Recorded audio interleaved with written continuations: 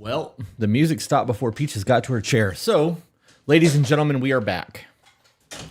Sorry, babe, we ran out of music before you made it back to the table. I was trying to rush. I know. Before we get into the live stream, guys, I want to let everybody know that we have background noise playing because our whiskey room is being built currently. A&R Home Accents is out there doing their thing. So shout out to them. I know that we have somebody that listens to us in another state that is friends with them, and they brought it up. They're like, yo, one of my friends listens to your podcast. So I love that. So shout out to the friend who listens to the podcast. All over the place. Got so much going on. Yeah. All right. So what's the deal this morning? So we are doing chapter 3 of Choice Theory. How do I sound? I don't have my headphones. Yeah, you're good. Okay. Chapter 3 of Choice Theory. Chapter 3 of Choice Theory. That's what we're doing. Do you have anything you want to get into before we start going? I want to take a hit. Guys who if you are in the Discord channel, did you watch this morning's vlog? And if you watched this morning's vlog, I would like feedback because I was super awkward with doing it yesterday. I wasn't sure that I wanted to, but I've had a lot of fun with it over the last 2 days, and now I really want to keep going. The vlogging. Yeah. What did you post this morning? I did a little bit of my workout. Okay. A rant. Alfredo the avocado. Love that. I did updates on the finance stuff we did. I posted a video of your print that came in yesterday. Just life shit. Mm-hmm. If something cool's happening, I'm like, oh, let me get my camera. Yeah. And I just record it real quick. I enjoy the variety of content going on Patreon. I feel like it's just evolution. There was something said this morning in the Discord, and I was like, this would be a perfect topic for a smoke sesh with Peaches. Yeah. Oh, I could have gone. Did you write it down? No, but Do you remember the topic? so it was that TikTok I shared with the 80-year time span. Okay. And she was like, how worse are things going to get before they get better? I was like, well, when you really think about it, the problems that we had during World War II aren't problems anymore, but we have newer problems that are larger problems. So I guess the deeper question is, what is going to be the one thing that we can't come back from? Yeah. Do you think that the problems are actually larger now, or they're just different because time is different? I would say that they are larger, yeah.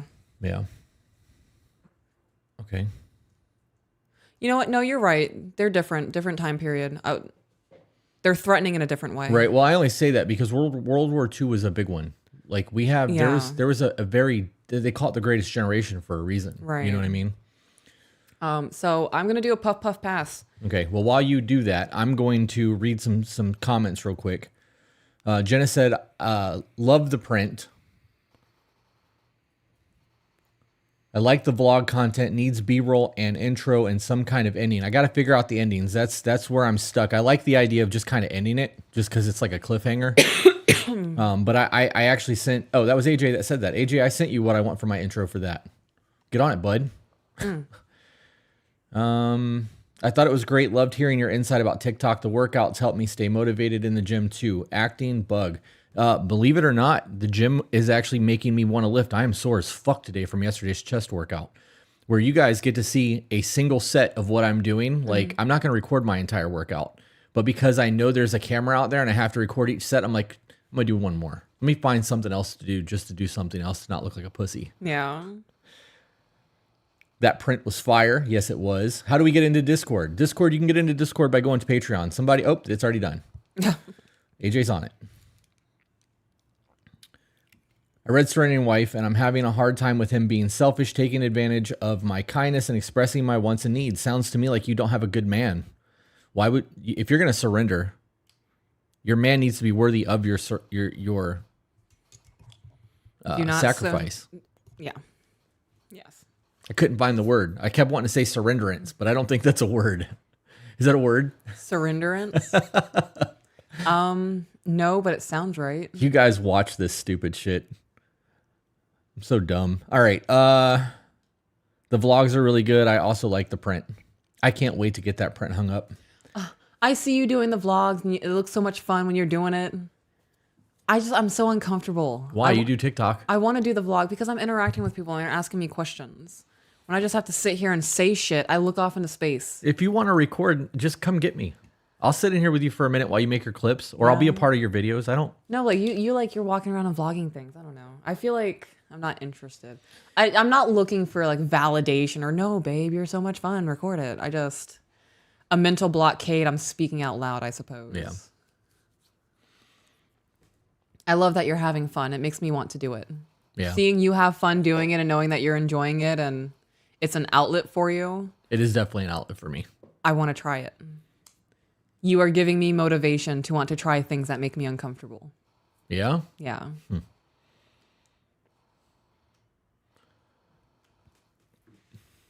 Do you have something running out there?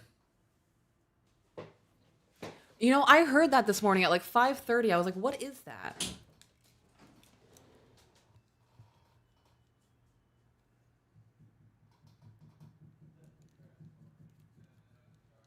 Is the vlog on YouTube? No, vlogs are for Patreon only. We are diversifying Patreon, and because that is a paid subscription, that is where our more personal things are going. Yep.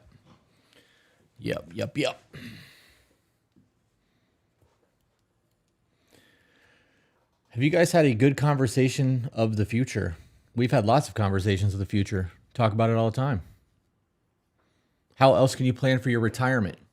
How else can you plan for your kids' college? How else can you plan to actually live life if you don't discuss the future? All right. I don't have anything else. You just...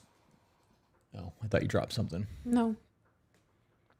All right, so are we getting right into Yeah, I think we Trust should theory? just jump into it. All right, guys, we're gonna do one more puff puff pass. That's the thing on my TikTok now. I actually got pretty excited about it.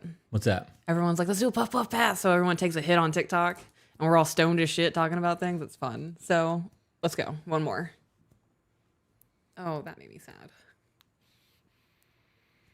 For those of you who keep saying I can't wait till I get paid to join Patreon, there is an option on Patreon to pay for the year and you get a 10% discount if you pay for it all at once. However, you do have to do the $15 tier to get into the Discord.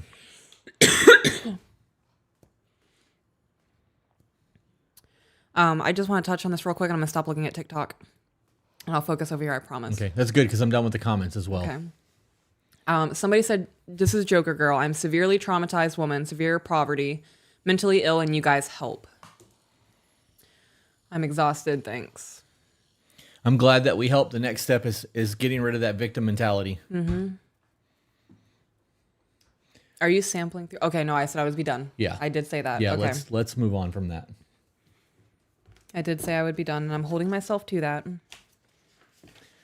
That was me catching myself in the moment. Yeah. Guys, moving forward, now that we're getting started, we will not be reading any more comments until after we're done. We will definitely be reading every super chat that comes through. But beyond that, we may not be able to get into anything other than that. Okay. We'll see. Oh, And if you haven't subscribed to the channel yet, now is the time to do so. And you need to hit the like button because there's 300 plus people in here, only 69 likes. Oh, ew. 69. That was good. Yeah. If I got Beavis and Butthead puppets, would you... Oh my God. I hate it here. It's never having fun. I hate it here. All right, so we're going into chapter 3 of Choice Theory. And this chapter is called Your Quality World, which is kind of what we talked about in the 4 agreements of your individual dream. This is your quality world. Sorry, my space button's itchy. So we call it the real world or reality and tend to assume that it's the same world for all of us. But as in the fable, the blind man and the elephant, no two of us perceive it the same. I was like, blind man and the elephant, what the fuck is that? So it's a story of a group of blind men who have never come across an elephant before.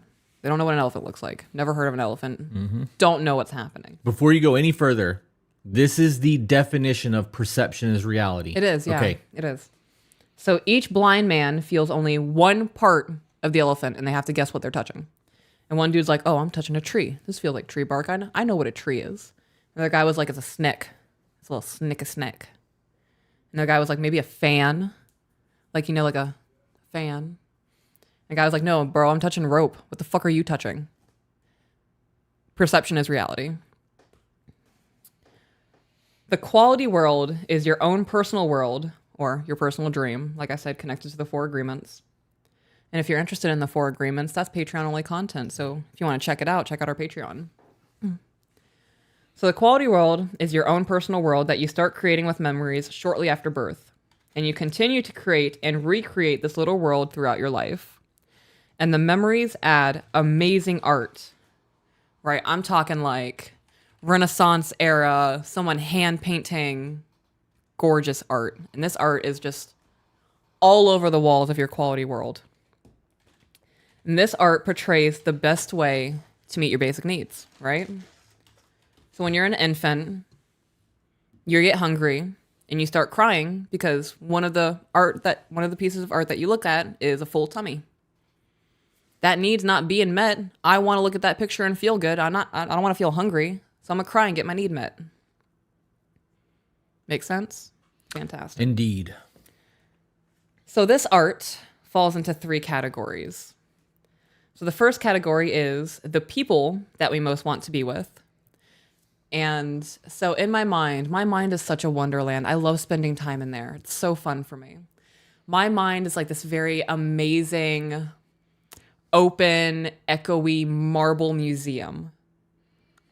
And there's this one single red carpet that goes down the center, and then everything that makes me happy is painted amazingly in this museum. And the one for the people that mean the most to me are hanging on one wall. Yours is very nice. I like looking at it. Changes every now and again. I update it. Yeah. The things that we most want to own or experience, like your dream car. My next Louis bag when we hit a milestone. Up there. It's a tiny one. It's not a really big one. I know that you really want to do Louis bag milestones. You know that you don't have to wait for that shit. The Louis bag thing doesn't have to wait. We could do that monthly if that's what you wanted to do. The milestone things mean a lot. Right. Right? Which is why the car was a milestone thing. Yeah. And when you have a memory attached to those things, it will, every time you pick it up, or if you know what I mean, like it'll trigger that thought, it'll be a good thing. Right. But if you just want a fucking bag, tell me you want a bag. Like, it doesn't have to always correlate to something. I wasn't expecting that. Think about the amount of shit that we buy, though. Right. Like, one of these camera bodies is a purse. Yeah. We have 4 of them. If you want a bag, you just tell me, and we'll figure out how to make that work. It's not like it has to be a... I love that, and I appreciate that, and I wasn't expecting that.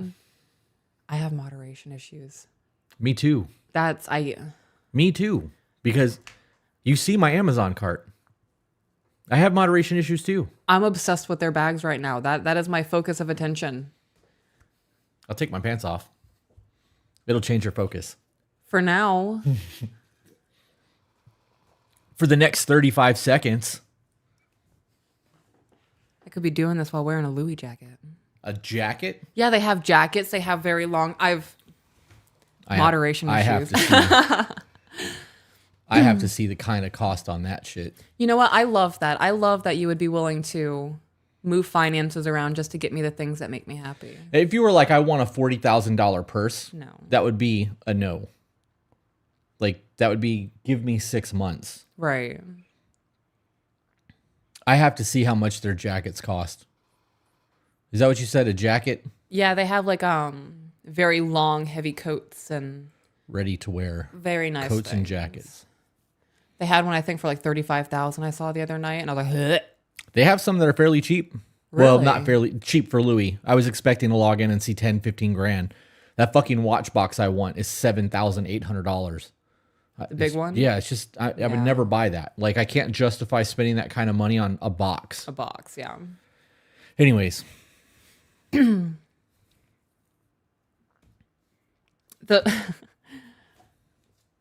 remember where I was going. The things that we want most. So we have the artwork of the people that we love or the people that we want most in our lives. And next to that, we have the things that we want. The nice house, picket fence. Maybe we want a hammock in the backyard between the 2 large oak trees we have. Maybe the kid's window faces these trees. I want a hammock.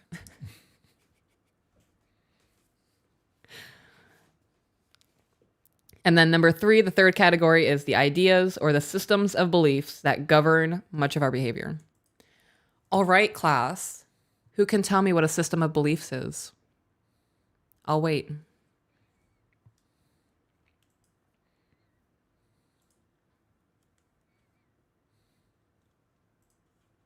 Can you tell me what a system of beliefs is?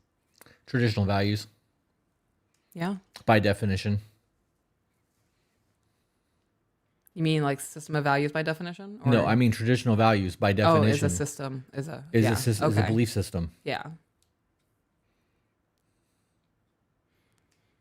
We covered systems of belief prior in choice theory.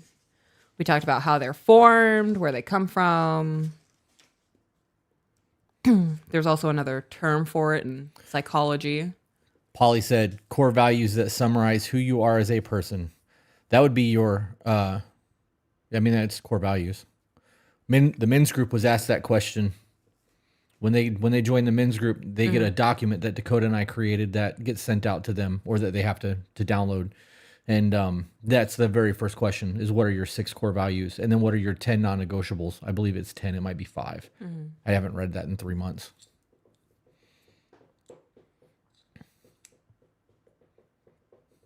A set of principles to interpret reality. That would be to interpret your reality. Things you learn from the moment you were born that you hold in esteem to influence your life. Dude, that was well written. That's what I was looking for. Nailed it. Yeah, that was good. That is what it is. Your system of beliefs is what you are raised into. Okay. And when you come into adulthood, you can start forming your own systems of beliefs. But that system of beliefs is so ingrained in your brain because punishment or reward in childhood, that's how you think life is, right? That's what I was looking for. Yep.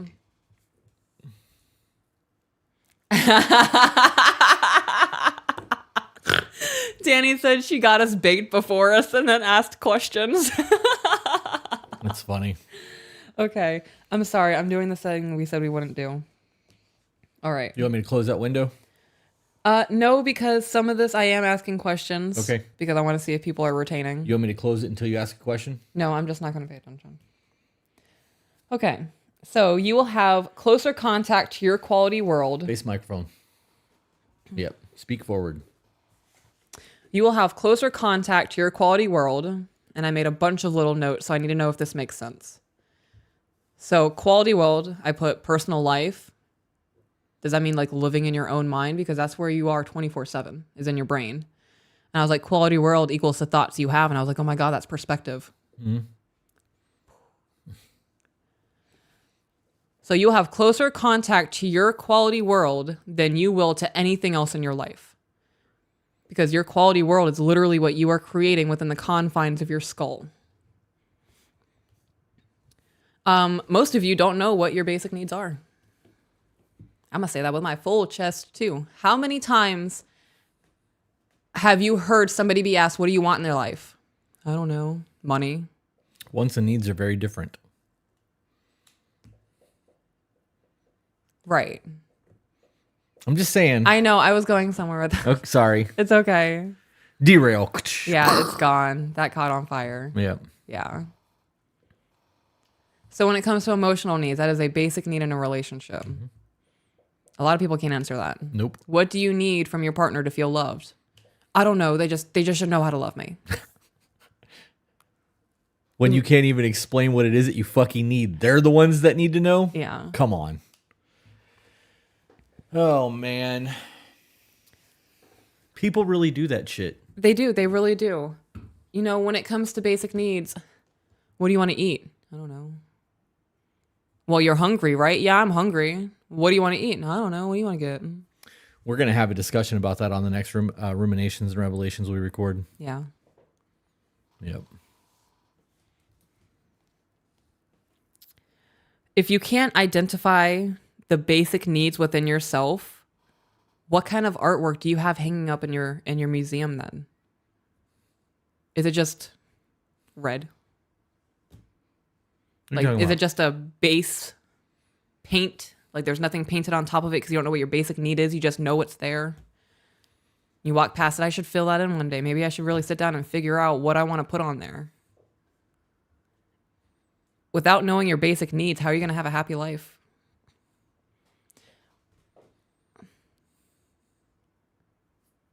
This makes me uncomfortable saying this, but when we went to the Louis store, Shelly, the Louis lady that I work with, it's foreign to me. I grew up really poor. She was like, I like that about you. You know what you want. Because I had all of these things in front of me. I was like, I like this, but I don't like that. And do you have this and that? Because I like that, but if you don't, I don't want it. And she was like, I love that you're just in and out in an hour. When you don't know what you want, that's when you go into loops for 3, 4, 5, 8 hours. What are we even arguing about at this point? Right. When we recognize that we're in that cycle, it only takes 5 or 10 minutes.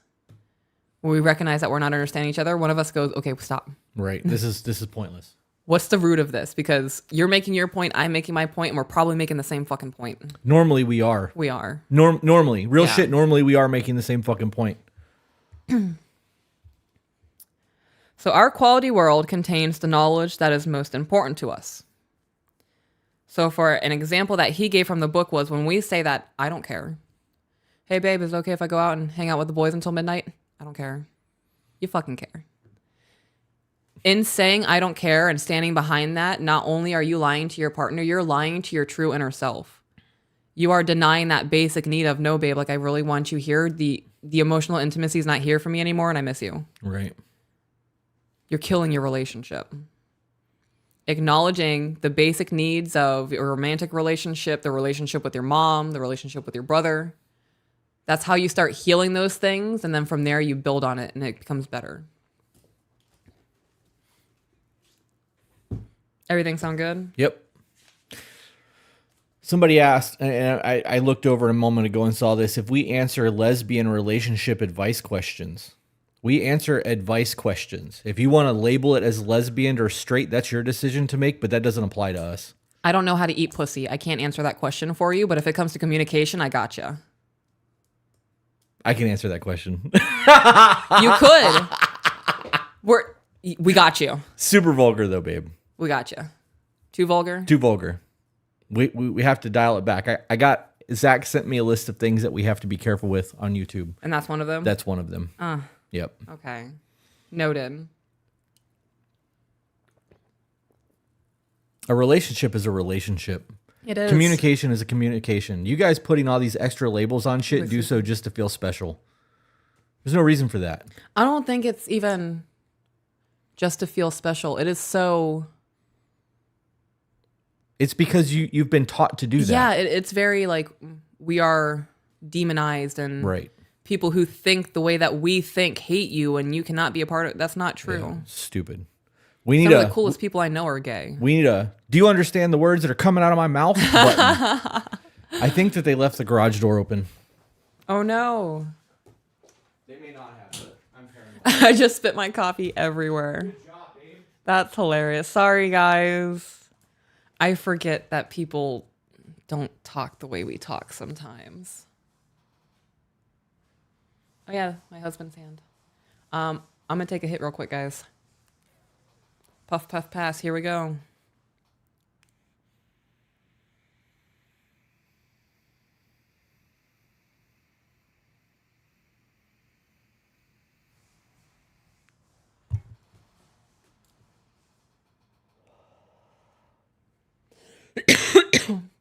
Oh, you were right. It was pomegranate. I forgot.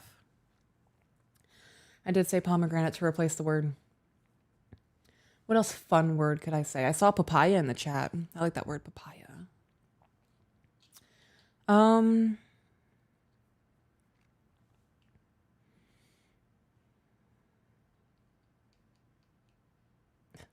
know, now I'm thinking about eating papaya. And I mean that in term of Gina. I've never done it. I really wouldn't know how to help you on that. Oh man, I'm prepared. You can tell the hit's hitting me. Yeah. No, both of us do not smoke. I smoke. Chris gets anxiety from smoking. Sorry about that. Was it not closing properly? Nope, it wasn't. And I don't like leaving that door open like that. It makes me paranoid. So, all right. Back. Undivided attention. Undivided attention. All right. I made asterisks and did not highlight them. So, past me not being on top of things. So, blurb from the book. Anytime you're able to succeed in satisfying a picture in this world is enjoyable. For example, you just got the raise you wanted for the last 3 years. That is something that's been on your goal wall, the things you want to achieve, that is now in your reality. This is now your life. That is that good dopamine release or serotonin. I don't know which one correlates to that. Either one. And then on the flip side of that coin, anytime we fail, it is almost always a very painful, I can't believe I've done this. I hate myself. I knew I wasn't going to be able to do it. My parents were right. I'll be nothing. It is always an astronomical, we're burning down the museum. Failure. If we knew it existed and understood the vital role that this world plays in each of our lives, we would be able to get along much better with each other than most of us do now.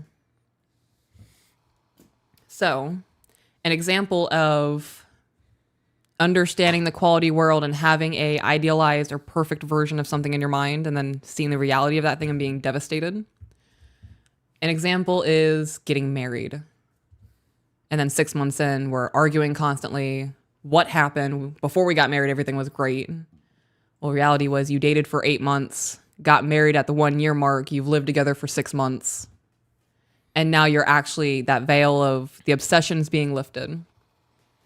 So when you have your amazing artwork of your spouse on the wall and you start noticing like, oh, the paint's chipped a little bit. That doesn't look as good as it used to. Amazing artwork on the wall.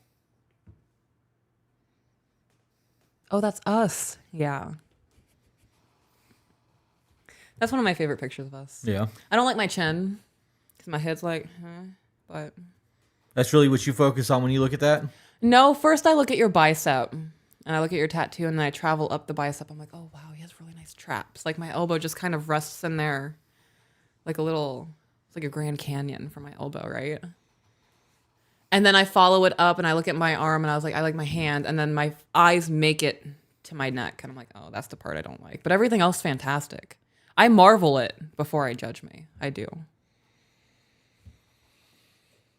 Why are you looking at me like that? Because I can. I'm being honest with you. I appreciate your honesty. Yeah. I do enjoy the photo. I think we look fantastic. Just a... That's what gets me.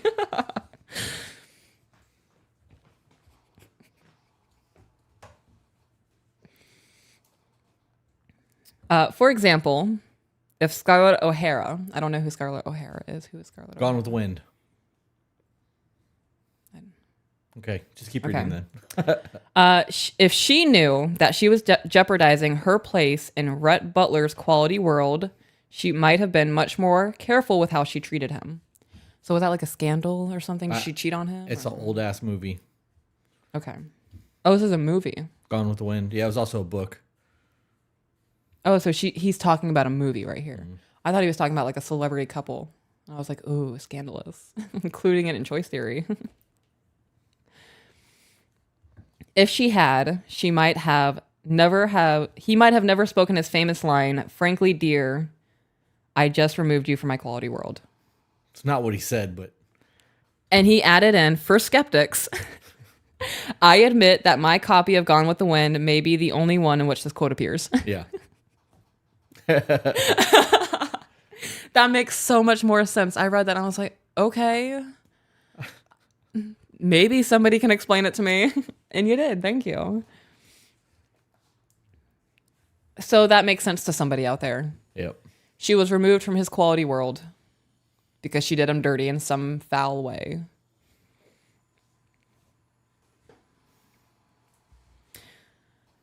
So he goes on to talk about how one could say that I don't know the minute details of my quality world, the things that like really make me happy, the things I really want in life and I will stand for. But someone could say that I know that I love my daughter and she means everything to me. And if your daughter is super into theater or a dancer, if a critic comes forward and goes, absolutely terrible, ballet was awful. She fell on the third spin. What was her hair? Oh my God. That critic is not going to have space in your quality world. No. You're going to be like, okay. If a critic comes along and is well known in the area and says, absolutely amazing, she did fantastic, nailed the twirl, that landing, great. Not only you, but other people are going to put stock in that person's opinion. So who you allow into your quality world not only depends on the weight that you put in that person, it's the weight that other people put into that person. Make sense? Yep. Okay.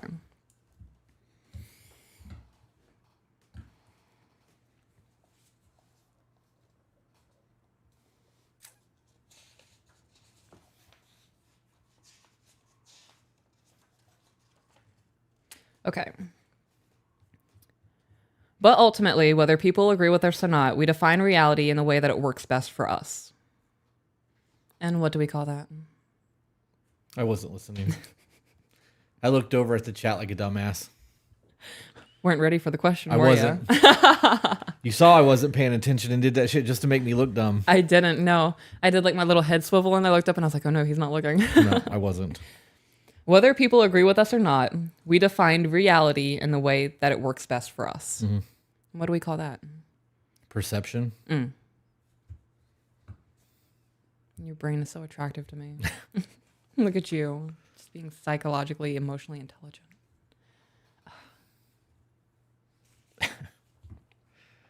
That is, I may never be able to agree with you about what is going on the real world if we are arguing about what is pictured differently in our quality worlds. Oh, wow. It's like we've been talking about that for 6 months. I read that sentence and I was like, that's really it. All of our disruptions come down to a miscommunication. Yeah. A breakdown in our understanding of one another. Because everybody expects everyone else to view the world exactly as they view the world. And it doesn't, that's not how that goes. It's not how it goes. Mm-mm. You can ask 100 absolutely fantastic, like world-renowned painters to sit down and paint a tree, and not a single tree is going to look the same. Nope.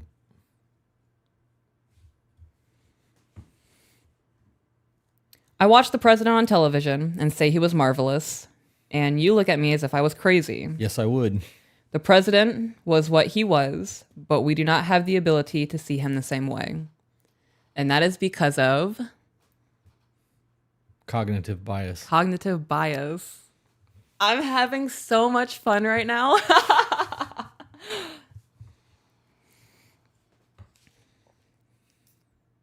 As much as we think we cannot view a situation objectively unless it has nothing to do with what is in our quality worlds. And that's why people gravitate to us so much. Because they're putting us in their quality world. Ooh. No, because we cannot view a situation objectively unless it has nothing to do with with our quality worlds. I don't understand.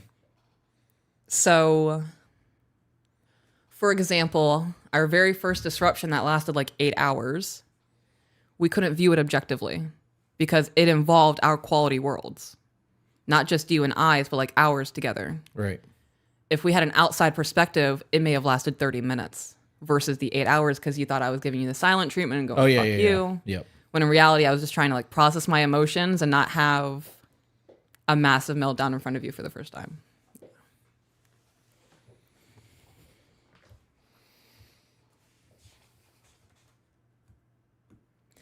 All right, so my notes are a mess. When it comes to psychology, I'm so fascinated with it. There's so much going on and so many things I need to define, and it goes to different trains of thoughts. So outside reality, what we wake up to, go to the grocery store, we go to the mall, we call our mom, we have friend brunch. We all agree what the outside reality is. An example of that is time, right? When I went to France, I believe it was a 6-hour time difference. So if I got there and was like, hey guys, it's 6 p.m. and it's 12 a.m. there, they'd be like, no, it's 12 a.m. I'd be like, no. Where I'm from, it's 6 p.m. So you all have to get on my quality world right now. Like we're same reality. It's not how that works. Right. Most of us, another perspective on time is most of us dread to know what time it is, right? We just got to work. We look at our watch, it's been 10 minutes, it feels like it's been 2 hours. Somebody who works as a railroad yard lever guy, if he doesn't know what time it is, there's people's lives at stake. Right. So it's all perspective and it's all different how it affects our quality worlds. Everybody on par? I am. We making sense? How's your TikTok doing over there? 500. You gonna end it? Yeah. Tell everybody that's still invested to go to YouTube. All right. Anybody still invested? We are going to continue this on our YouTube channel. The number 2, Be Better. Hop on over there. I'm going to go ahead and end this. Thanks for popping by. Oh, I can't. I gotta. Yeah, please don't break that one. I don't know how I broke the other one. Oh, I think it was when I was in the kumquat tree. It's not a mango tree. I Googled the thing again. It was a kumquat. Was it? Tiny guy, yeah. I was trying to move it, and my hand slipped, and I think that's what did it. Cheap plastic. It was like $15, and I had it for 3 years. I definitely got my money's worth. Dope. I felt so bad when you told me like you can't fix it, and I was like, oh, that's my fault. That one's metal. Yeah. That one's gonna be a little harder to break. Very nice. I would probably break my nail first and really learn a lesson. Yeah, I mean, Yeah. pain is a very good teacher. It is. Pain and embarrassment. Those two things really fucking drive those points home. Yes, it does. All right. Railroad Signal Man. Why did I have a hard time reading that one? Signal Man Signal man. is the official title. Yeah, the little. Not the lever guy. Somebody Lever corrected dude. you. Not the lever guy. All right, so that thing, those guys. Neat. I'm a little parched. I'm gonna take a little sippy sip. Guys, if you're new here from TikTok, you need to subscribe to the channel. Okay. If you don't subscribe to the channel, you're lame. It's the best insult I could come up with on short time that wasn't mean. I came up with another insult, but it's from the 80s, and I don't want to get in trouble for saying it. I'm Yeah. gonna text it to you. No mama jokes. It's not a mama joke. I'm gonna text it to you though. That one.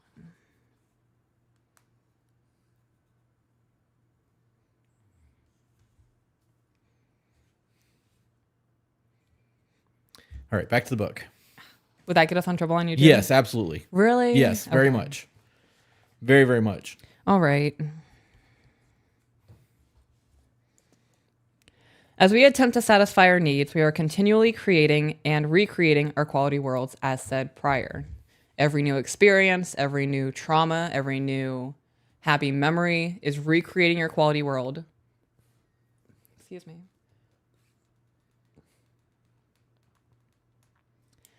Every time you have a new experience and you're like, ooh, I want to experience that again. Like maybe hanging out with someone for the first time. You're like, okay, they were kind of dope. And then you build a friendship before you get romantically involved. I'm trying to drop the hint of. Yeah, courting. Okay. Yes.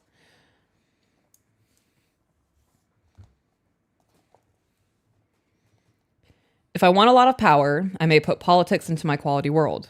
If survival is all I want, I may make Ebenezer Scrooge my role model.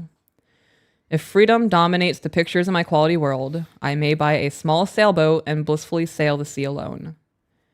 If I want a lot more sex, I may ignore my mate and look for a sexier partner who matches the one I picture in my quality world. If I spend a lot of money running for the office and fail to get elected, I may eventually take politics out of my quality world. I tend to keep the pictures in as long as they have any chance of working for me.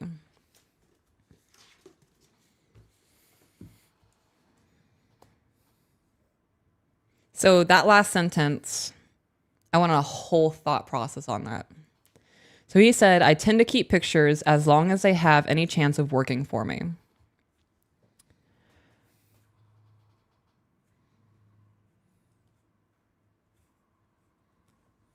Someone may still keep one or more pictures in their quality world long after it is apparent that the picture is no longer working out, right? say a marriage, a job, maybe a toxic family member relationship.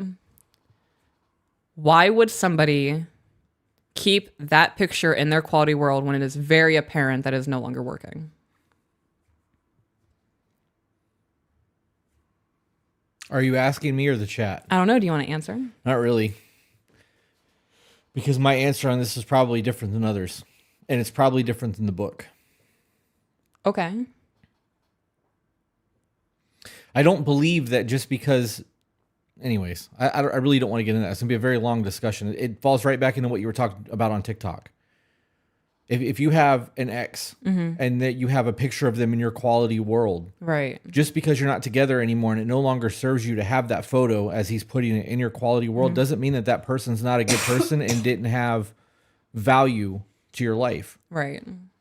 It could be a family member. It could be anybody that you had in your life for a long duration of time. Just because they're no longer in your life anymore or you have had a falling out doesn't mean that you need to delete them. That's a very new mindset to have. So I don't think he meant delete them. I think he meant taking it out of center of focus. Right. That I agree with. So I'm going to say it this way. I'm making this up, right? Based on what you just said, because I agree with everything. In your museum, you have your main hall, right? And in the main hall is the most important, most expensive shit. Probably not. It's probably off somewhere else. But in my hall, the most expensive, I want everybody to see what I got, right? All the expensive shit, all the important stuff's up front. All the relevant things are up front. In the little side rooms where you can go and take a break, take a seat maybe, vending machines possibly, my past achievements, things that I'm proud of that aren't really relevant anymore, like me being in a jazz band. Yeah. Past relationships, those kinds of things. Does that make more sense? Yep. Okay.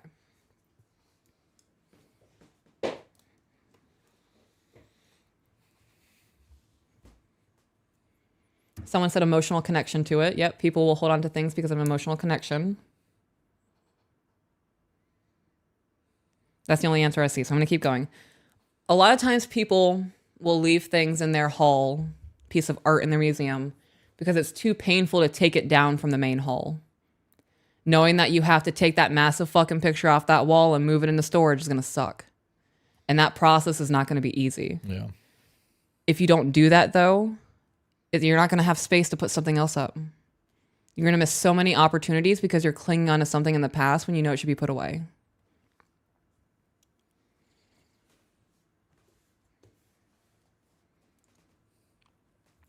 An example that he gave in the book was, you may keep an ideal picture of your wife in your quality world for quite a while after you are no longer able to satisfy that picture in the real world. Right? She has been there a long time, and you keep hoping that she'll change. Also, if you take her out or move her off the main hall wall, you will be tempted to leave her.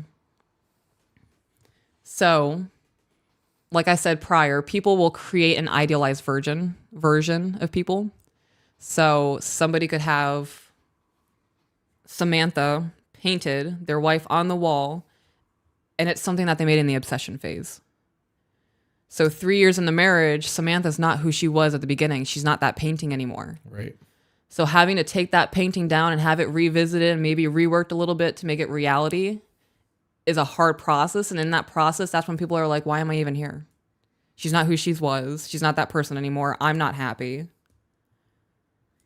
that make sense?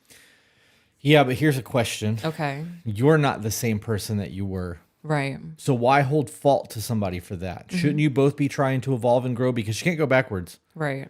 You can't. And why would you want to go backwards? I don't. I would never want to go backwards. Right.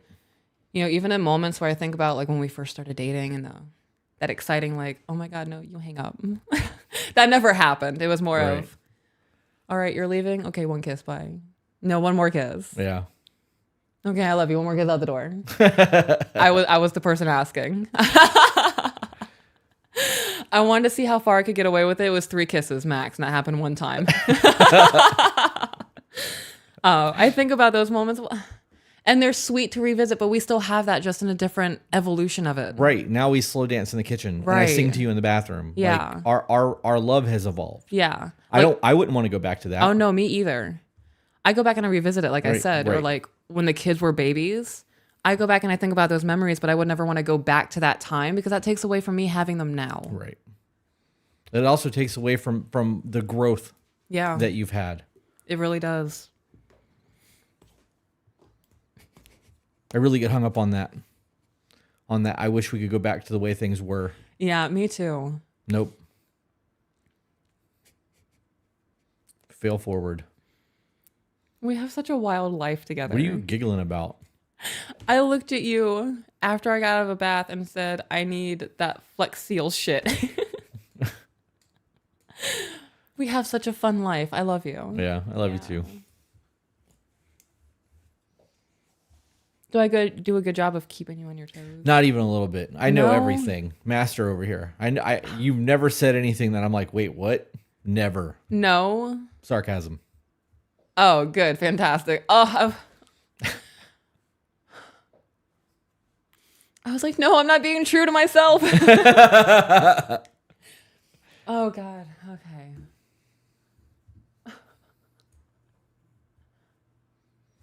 I'm so glad you specified that with sarcasm. I was getting ready to start crying. You cry? No. That's also sarcasm. Okay, so this blurb is kind of a long blurb. I don't want to summarize these things because the ways that he says it is just, I don't want anybody to miss the point. So as I explained in the first 2 chapters, even feeling good is complicated because there are 2 different kinds of pleasure pictures. One pleasure I call happiness, which means that if you are unhappy, you keep trying to satisfy a picture you have, or a picture of you and someone else's being close. And someone else being close. I need to reread that whole thing. Okay. Well, while you regather your thoughts and you go back to the beginning of that chapter, I would like to tell everybody that if you are in the chat and you have not liked the YouTube channel yet, or liked the video yet, hit the like button.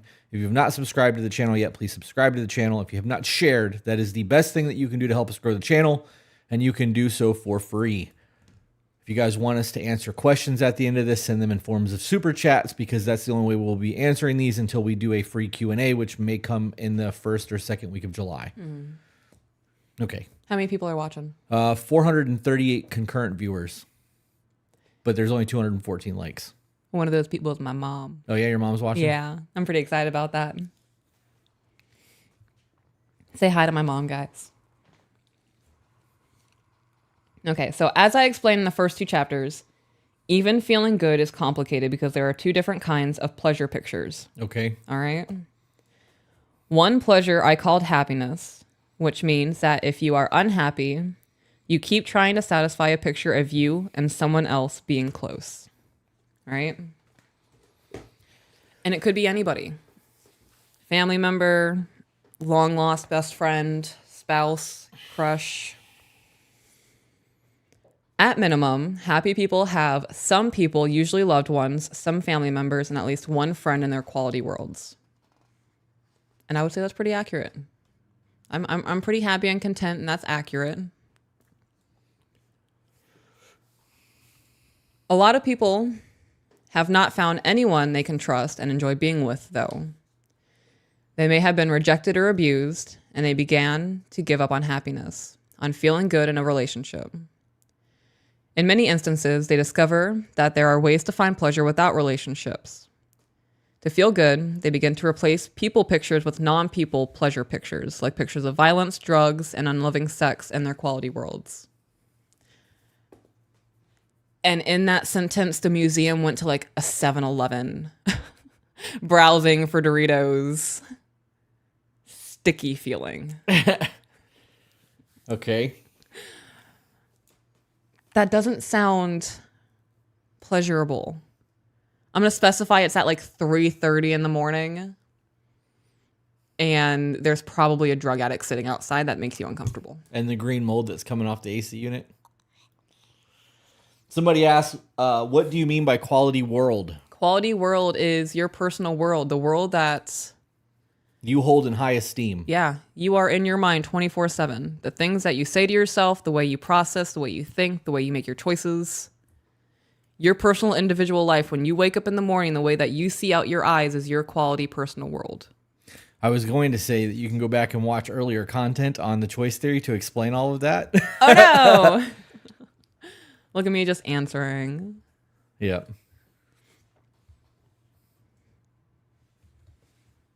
I just took a shower and reading that sentence made me want to take another shower. Yeah. Yeah. As they do so, they separate themselves further from people and happiness, compounding the urgency of their problem. What are you laughing at? I like the way you look at me. You make me feel so cute. It's the space buns that make you feel cute. Oh, it's the way you look at me. It's the smirking smile you got. Yeah. Yeah, that does it. The more lonely they get, the less they are able to accept that they have rejected people, and the more they believe that people have rejected them. Many of them blame the government or people who are different from them. If they are men, they often hate women and enjoy degrading them. They hate them because they need them sexually, and they like to see themselves as macho men who don't need anyone. Hustler magazine depends on the quality world fantasies of these men, and there must be a lot of them because that magazine has made millions.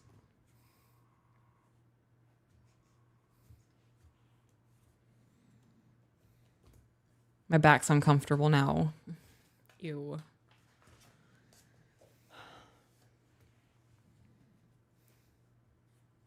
Starting page 50. So this topic made me very uncomfortable. So I'm going to preface this before we get into it. This part of the book that I'm going to read involves anorexia. Okay. So if you're uncomfortable with that discussion, I would pop out for maybe 10 or 15 minutes, maybe mute us. Yeah, just mute us. Don't leave. I didn't know if I was going to put this in. Okay, and yet you did. I did because it is a very solid example of what he's trying to get across. So removing this and trying to create my own example is not going to get the point across the way I think it needs to be put across. Okay. Okay, so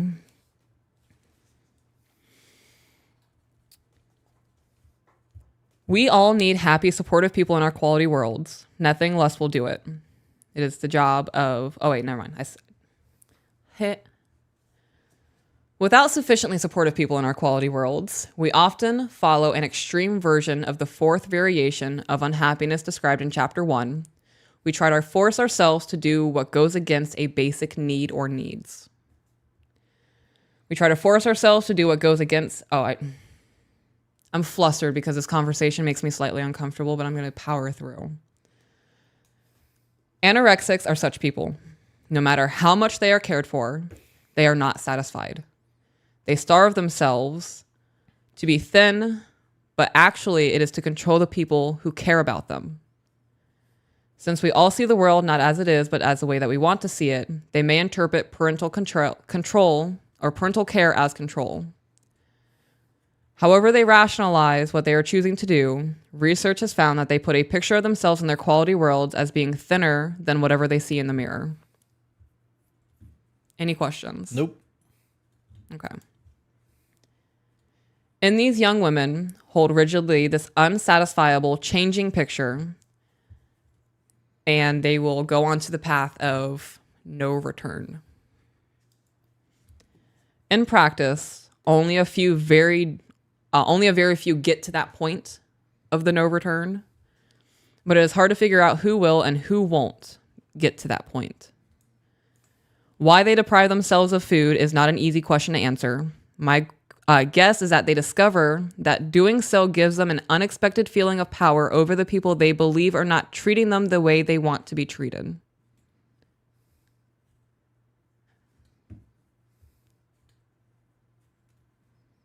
Okay, so I'm also going to bring up a very prominent YouTuber named Eugenia Cooney. I have been following her for a decade, and I am not going to label her. That is not what I'm doing. This did remind me of her situation. If you do not know who she is, I would recommend looking into her. And if you are studying choice theory, her whole situation is something to look into.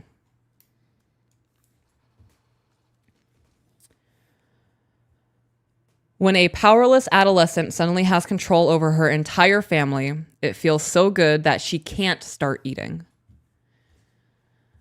She literally becomes addicted to her internal endorphins and fails to feel the pain of hunger. So because the image, even though the image of her is not being satisfied in her wants and needs in her haul, her basic need of loving and belonging and attention from her family is being met. So that is overriding any other basic need that she is having because of the mistreatment that she has felt prior. So what this boils down to is your quality world. I'm just going to read what he says.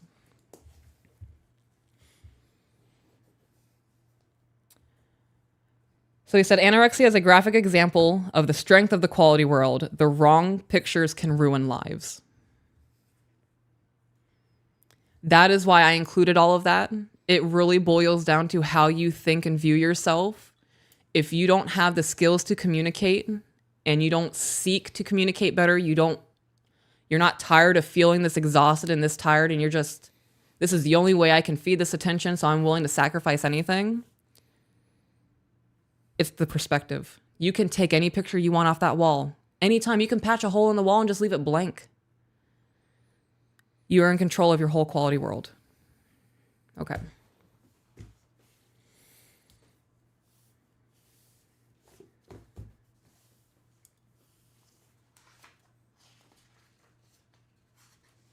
You look bored.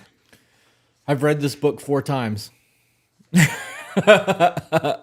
Okay. I'm not bored. I'm letting you do your thing because I don't want to taint it with the thoughts that I've had after reading the book 4 times. First time I read it, I was in awe. Yeah. Second time, I was like, all right, I'm really learning. Mm-hmm. Third time, I was like, some of these situations are bullshit. Fourth time, I was like, everybody in this book has victim mentality. Yep. Okay. It's a whole other discussion. All right. The examples is victim mentality to me. Okay.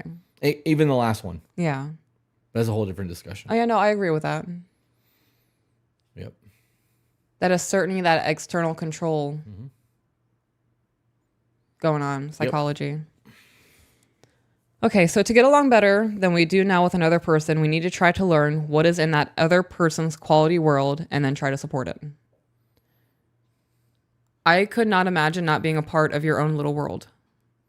I don't know everything inside of your own little world. There are pieces of you that I will never see. Like, for example, I will never know what it's like to have bro time with you the way Sean does.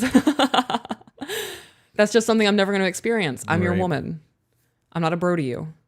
And I get a side of you that nobody else in the world is going to get. Have you watched Dude, Where's My Car? No. Okay. Well, the two main actors in that show are dumb. Like, dumb. That's Sean and I, but on a much more intelligent level. I love that. Because we are so stupid when we get together. So there's that.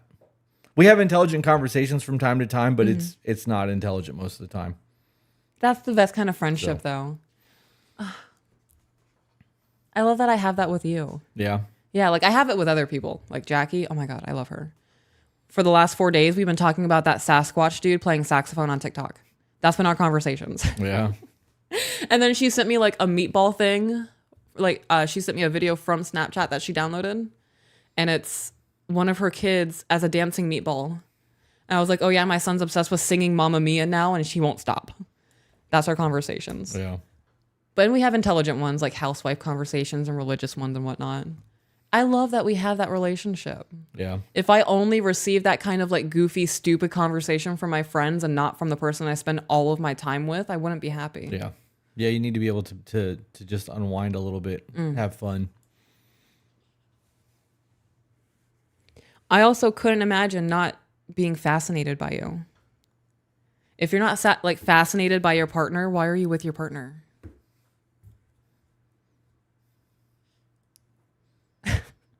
I'm trying to think of like a board game that was super fun to me as a kid that I never got bored of, and every time I played it was new.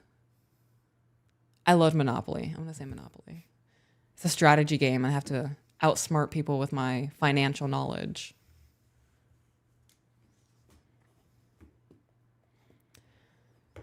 Doing so will bring us closer to that person than anything else we can do. But it's not easy to find out what is in another person's quality world, and it's not always easy to support what we find out, as the example that he gave previously. No parent can or should support that unhealthy picture of their child. Tell the truth, I care about you, but I can't support all that you want to do. The treatment of said thing is difficult even if you know what is going on and beyond what I can explain in the book. So you could be with someone for 30 years, find out something you don't like about them, and in today's age you're like, oh, okay, well, see ya. Disposable life. I am always prepared for like the worst thing.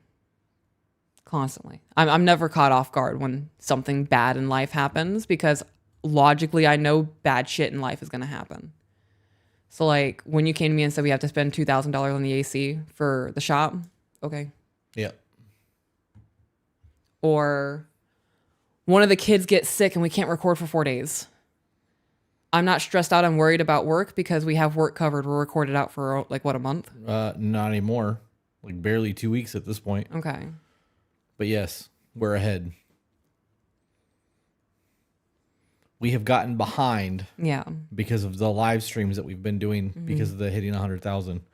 And then the whiskey wall and all the shit that we should have been doing this week should have been for the middle of July. And it's like for the first week of July at this point. So yeah. Which is next week. So The 4th of July is next week? well, no, the first week of July is next week. Oh. We have they're doing the whiskey wall. Yes, they're back. Here. Episode 28 went live Monday. And episode 30 just finished, got edited. So we are literally 2 weeks ahead right now. Okay. Just got to jump back on the train. Yeah, we're working on that. Okay, so most are reluctant to share what is going on in our quality world, even with people who we are close to, due to a fear of non-support, criticism, being made fun of, or being judged.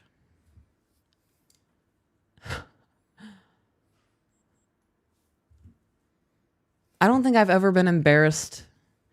I've told you, like, this is embarrassing to say, but I'm going to say it anyway because you're my man.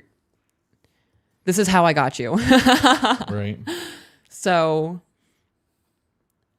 yeah, no, there has never been like a topic. I can't go to my man about this. I can't talk to him about this. If I tell him this, he's going to judge me. He's going to think less of me.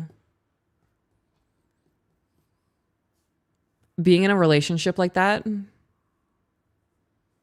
why?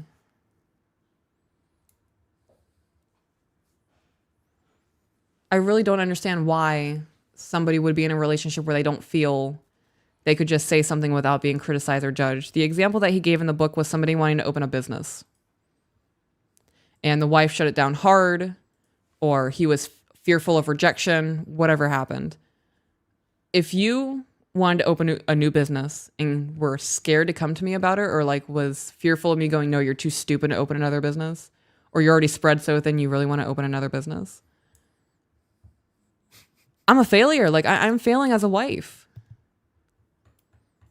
He gave that example and I was like, ow.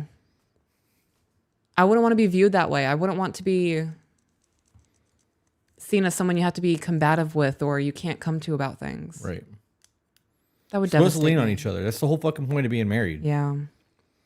We have a really interesting discussion on codependency coming up in episode 30. Mm-hmm. Yep. So I actually wrote in here, create a scene. So I'm going to create a scene for you guys. We have a couple. Before they got together, the woman was fiercely independent. She fought giving up the bills, even though things were being overdrafted from the account because there was money being moved. Well, oh, I forgot about this, and you had that. They were paying hundreds of dollars in overdraft fees a month.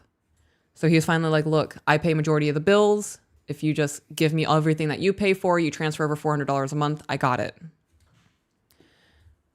That was a back and forth. Fought him the whole time. Didn't want to give her independence. Didn't want to be a slave. All of these other things.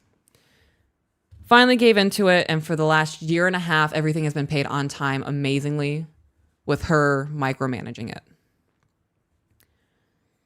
And then one day he woke up in the morning, something happened, had to change oil, whatever, late getting to work, boss berated him, forgot to pay the phone bill because of the mishap.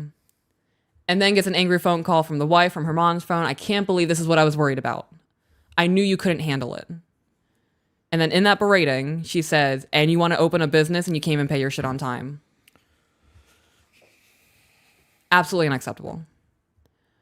Those are the kinds of situations that will drive somebody away from ever coming up, opening up, being vulnerable, seeking advice, wanting an opinion. And that kills intimacy.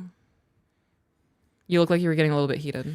Well, that's the definition of behind every successful man is a good woman. Yeah. You look at every, well, not every, I can't say every, that would be a lie, but a very high percentage of billionaires are married, have had the same woman for a very long time. Yeah. And there's a reason for that. Not everybody has the ability to support their man or their woman for that matter in that kind of capacity. So like that whole scenario, I would never tolerate anybody talking to me like that, ever. Good. I would rather be by myself and be lonely than be married and miserable. Yeah. Real shit. I agree. I said that in a podcast and it was clipped and I put it on TikTok. I said that I would rather have high standards and be alone than in a relationship and miserable. Somebody commented on the video and said, what a pathetic way to think. Tell me their marriage is good. Right? Like, wow. Yep. I'm getting ready to do a video today on living with intent for the men's group. Ooh, how exciting. Yep. They're making fun of me in the chat, babe. Why? They're not. They're just saying they're making all of my fail forward, dope, stop it, that's gangster. They're saying that all my little quotes need to be t-shirts. Okay. Get them. I was just about to get angry. Yeah. Have you guys ever seen a lioness like get up underneath her man's throat when like that shit's going on? Yeah. Try me.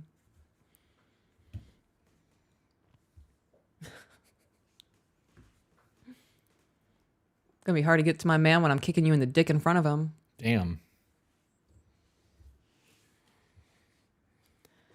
So I just laid that scenario, right? Or this dude is just super insecure due to past traumas or whatever, and he is punishing her for someone else's sins. And I wrote mic drop. That's the end of the chapter. Bye, guys. No. So,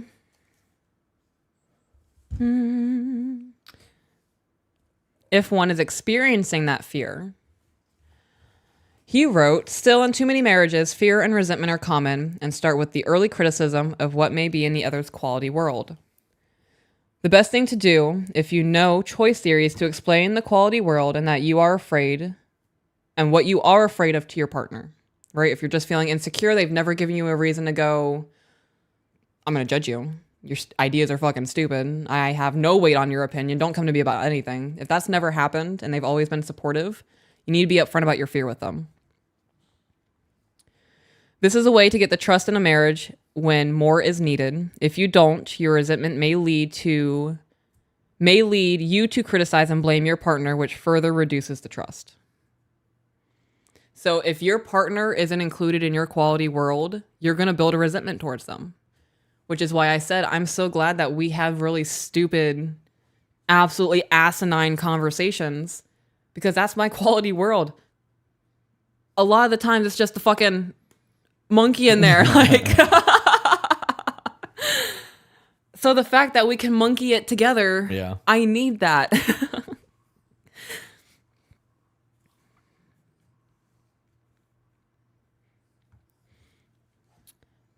He goes on to say it is common for people following the third belief of external control psychology, that it is your right to make people do what you want them to do, to put a picture in their quality world that goes beyond relating to actually owning someone. Yeah. So a lot of people in their quality world, their wedding photo is actually them holding a chain to their spouse. If you don't like that, ask yourself why. Why did that sentence just upset you? Right. If you own that person, it is right to make him or her do what you want. Any ownership picture is a relationship disaster in the making. It almost always sets us up for disappointment, anger, and conflict. Ownership pictures may lead to murder. Prisons have thousands upon thousands of men and some women who have unalived their spouses who would not be owned. Robert Browning's tragic poem, My Last Duchess, portrays so clearly how ownership can turn to disaster when the owner is jealous. Oh my gosh, Peaches, what is My Last Duchess? Are you gonna like abbreviate it for us? No, guys, I'm gonna read it to you. What? We just got our first Spreaker payment. Yeah. That's nice. My first fucking thought, can I get a Louis bag? Can we go back and get that white one? That would take up that entire payment. It's not a lot. No? No, but Okay. I mean, I yeah, know. You could have, technically, but I would rather have like an additional $200 to get more organization shit for the kitchen. Can that happen? yeah, that can definitely happen. Fuck the yeah. Louis bag could happen. It just I would rather have the kitchen stuff. I want that kitchen look. we're anyways. I don't want to get into our finances right now. Right. Okay, guys. So this poem is called My Last Duchess by Robert Browning. That's my last Duchess painted on the wall, looking as if she were alive. I call that piece a wonder now. Fra Pandolf's hands worked busily a day, and there she stands. Will it please you, sit and look at her? I said, Fra Pandolf. Oh man. By design, for never read strangers like you that pictured countenance. The depth and passion of its earnest glance, but to myself they turned, since none puts by the curtain I have drawn for you, but I. And seem as they would ask me, if they durst, how such a glance came there, so not the first. Are you to turn and ask thus, sir, 'twas not her husband's presence only, called that spot of joy into the Duchess's cheek. Perhaps Fra Pandolf chanced to say, her mantle laps over my lady's wrist too much. Or paint must never hope to reproduce the faint half flush that dies along her throat. Such stuff was courtesy, she thought, and 'cause enough for calling up that spot of joy. She had a heart, shall I say, too soon made glad, too easily impressed. She liked whatever she looked on, and her looks went everywhere. So she's just looking at everybody, showing that angle to just anybody. And he's not liking that. Is everybody following? Are you paying attention? I am. Okay.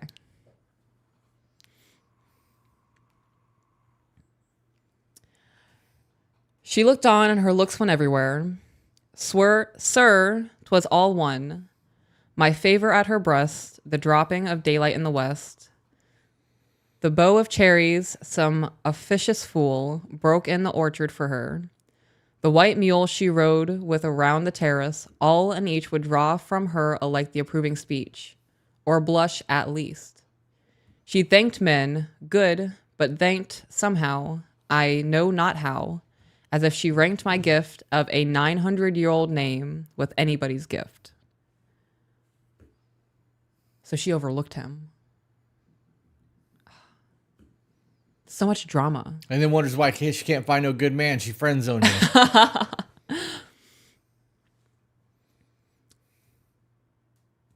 Where'd it go?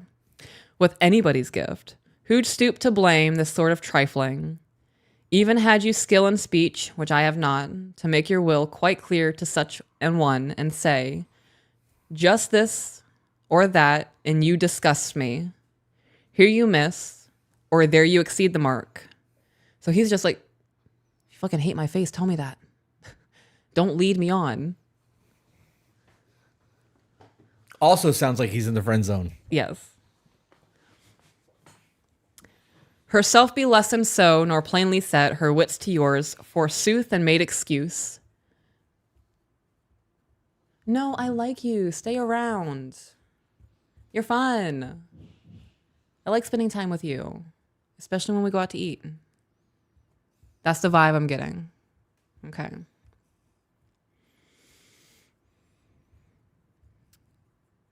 Even then would be some stooping, and I choose never to stoop. Oh, sir, she smiled, no doubt, whenever I passed her. But who passed without much the same smile? Showing anybody her ankle. Harlot. This grew, I gave commands, and all smiles stopped together. I have to pause you. We got a $20 super chat. $20 super chats. Get right immediately. From Ryan says, do you have a podcast talks about adultery? I'm struggling on my wife. French kissed a guy twice while on a girls trip last weekend. Do I stay and forgive? It's just a kiss, right? I have nothing to stay that isn't a jab to hurt. And probably nothing to say that isn't a jab to hurt.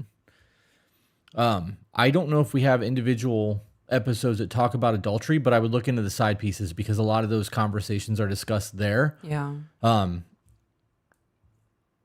There's a whole lot that can go into that, dude. Like when it comes down to it, your wife, it was like she put herself in a position to cheat. Right. So is this the first time? Has this been a thing? Was she drunk? Like there's a whole lot of information that's needed there. I highly recommend that you send us an email if you would like us to really deep dive that. And then maybe we can turn that into a side piece based off that email. Because I mean, really what it comes down to it is our views on cheating are pretty extreme compared to everyone else's. I don't view them as extreme, but people have said as much. Right. Because I believe that, you know, there's emotional cheating. There's it's not just as simple as physical contact. Right. KDW said, Ryan, leave. They don't change. Been there, done that. Current life. There's no excuse. Actually, you're wrong. Because people do change. We know plenty of people who had infidelity in their marriage that have a dope fucking marriage that changed. Yeah. We know people that had infidelity in previous relationships that are completely monogamous to the person they're with. That comes down to the relationship. It does. You can't generalize and say that everybody's one way. It doesn't work that way. That's your perspective. Yes. Your cognitive bias is making you fit everyone into a group. That's not how life works. Everybody telling Ryan to just leave, don't do that. You don't know this. You don't know what happened. You don't know the life. You don't know the context. It is so much more than just black and white. That black and white mindset. Right. You don't know their boundaries. You don't know what he's willing to work past if she's willing to change things. Right. We don't know if she came forward and was just like, hey, I got drunk. I want to let you know this happened. Right. If it found out afterwards, there's so much that goes into that. Let's keep going with the book, though. Okay. We interrupted. We answered. Moving on.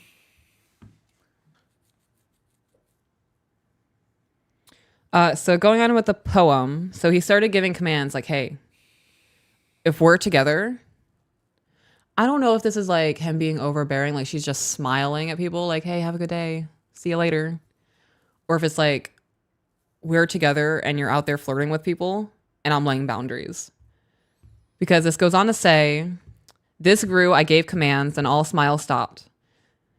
There she stands as if alive. Will it please you rise? We'll meet the company below then. I repeat, the count your master's known munificence is an ample warrant that no just pretense of mine for dowry will be disallowed. Though his daughter fair self, as I avowed, as starting is my object, nay, we'll go together down, sir. Notice Neptune through, taming a seahorse, thought a rarity, which claws of Innsbruck cast in iron, bronze for me. Mm-hmm. So he said that was a good example. It's a tragic poem, portrays so clearly how ownership can turn to disaster when the owner is jealous. So that could be taken as jealousy, that poem. When you break it down as jealousy, if she's just living life and smiling at people and being pleasant with people and not doing anything that is agreed upon, like emotional cheating or getting a free lollipop in the Taco Bell parking lot. That is controlling behavior, that is jealousy, and he locked it down, was jealous, had that ownership in his quality world. If it was reversed and it's the setting the boundaries of, look, we're in a relationship and I don't appreciate you treating other men the way that you're supposed to be treating me as your man. I don't view that as control. Right. I don't view that as ownership. I view that as having a standard in a relationship. I've never heard of that poem before, though. So this is just me breaking it down in real life. I'm sure there's literature geniuses who know a further meaning into that than I do. Before people get angry and come at me.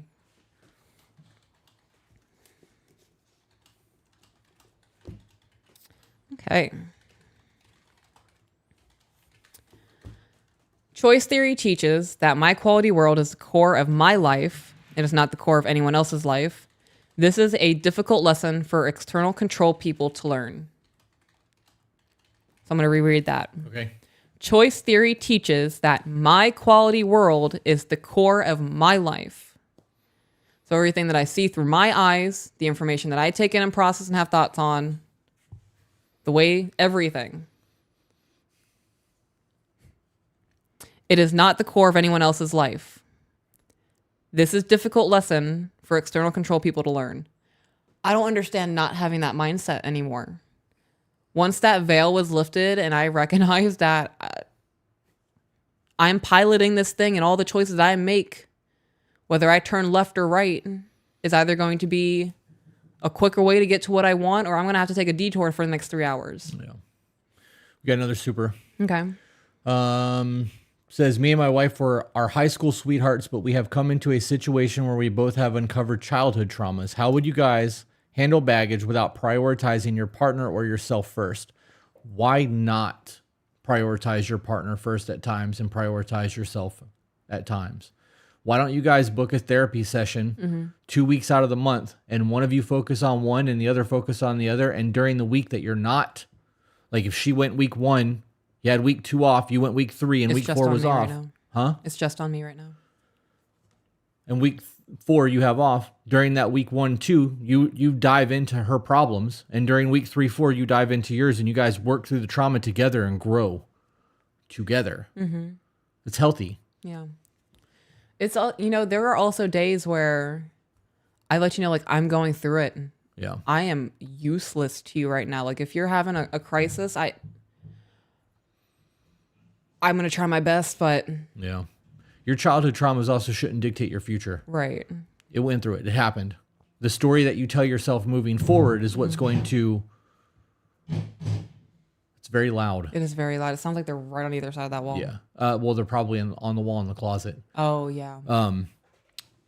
That story is going to dictate your future. If you, anyways, I don't want to get too far into that because that's a whole nother discussion, like an actual discussion. Okay. But I would prioritize your partner and prioritize you and let you guys work through that shit together. You're supposed to lean on each other. That's the whole point of being together. All right. So most of us have 2 paintings of ourselves. The first one is that perfect, like unobtainable painting of ourselves. And then we have a slightly idolized or more realistic version of ourselves. And that's like losing weight or doing the haircut because hair grows back. Tattoos, piercings, things that are obtainable in life, not having like Kim Kardashian's body. Because that is very unrealistic. When one looks at themselves, they always look at the first one, that unrealistic, perfect, like that is, I will be satisfied with myself when I look like that. They always look at that one first when they look in the mirror and they compare it. Once you realize that you have never looked that way and will never look that way, you'll be able to realize that it's not worth the energy and degrading yourself and putting yourself down and going, well, I'll never look like that, so what's the point? When you are able to comfortably settle down like a little mom bird in her nest, and you're able to comfortably settle down on the fact that you have a very realistic, slightly idolized version of you that is obtainable, that's when you're able to have that happiness in your quality world, and that'll start bleeding down into everything else and eventually out into the reality of the world.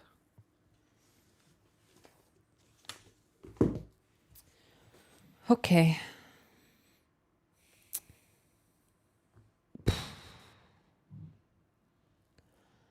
This next section of the book is about unaliving. So if that topic is uncomfortable for you, maybe mute us for the next 10 or 15 minutes. I'm going to take a hit. while people settle in, run to the phone, whatever needs to be done.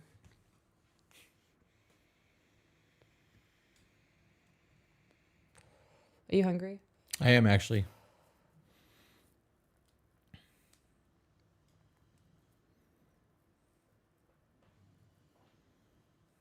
I'm saying this out loud so I don't forget. When we are finished, can we sit down and do the Green Chef? Yes.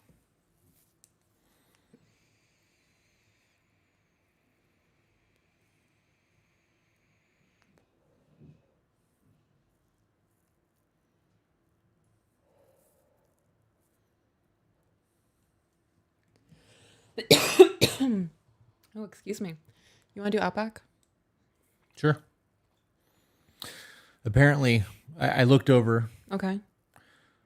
and there's somebody in the chat has an issue with my directness, Oh. and there's people going back and forth with him over it. I am very blunt. Oh, I've had people say that they have a problem with my aggression. I'm not aggressive. I'm passionate. I am passionate, but I'm also very blunt. I'm not You going are. to sugarcoat things. I'm going to say it how it is. And society as a whole has a hard time with that because people have become so soft because people don't speak to them the way that they used to. I will speak to you the way that your grandfather would have spoken to you. I don't have patience for that shit. I'm not going to beat around the bush. I'm not going to pussyfoot my statements. I'm going to tell you the way that it is. And if you don't like it, I honestly don't give a shit. I want people to recognize that they are the author of their own life. And the only way to get that point across is to be honest. Mm-hmm. It is. Yeah. I don't do the victim thing. I don't do the lack of accountability. I don't either. There's just no reason for that shit. I don't. I would rather somebody be super, super nasty to me than lie to my face. Yeah. And when people are sugarcoating things and oh no, darling, you're okay. They're lying to you. Right. Good on that. Yeah. If I haven't showered in 3 weeks and people are babying me and someone comes up to me and says, look, you fucking stink. You're filthy. You're disgusting. Go take a shower. I'm going to go take a shower. That's the person that cares about you. Yeah, it is. Sweet potato, sweet potato. Sweet potato, sweet potato. What's that saying? I'd rather be hated for who I am than loved for who I'm not. Yes. And I stand by that wholeheartedly. Same. I would rather you hate me and that be the true emotion you feel about me versus loving me for a fake version of myself I put on to gain that. Then the fake painting that's hung in your museum of Quality World. Yeah, I'm good on that.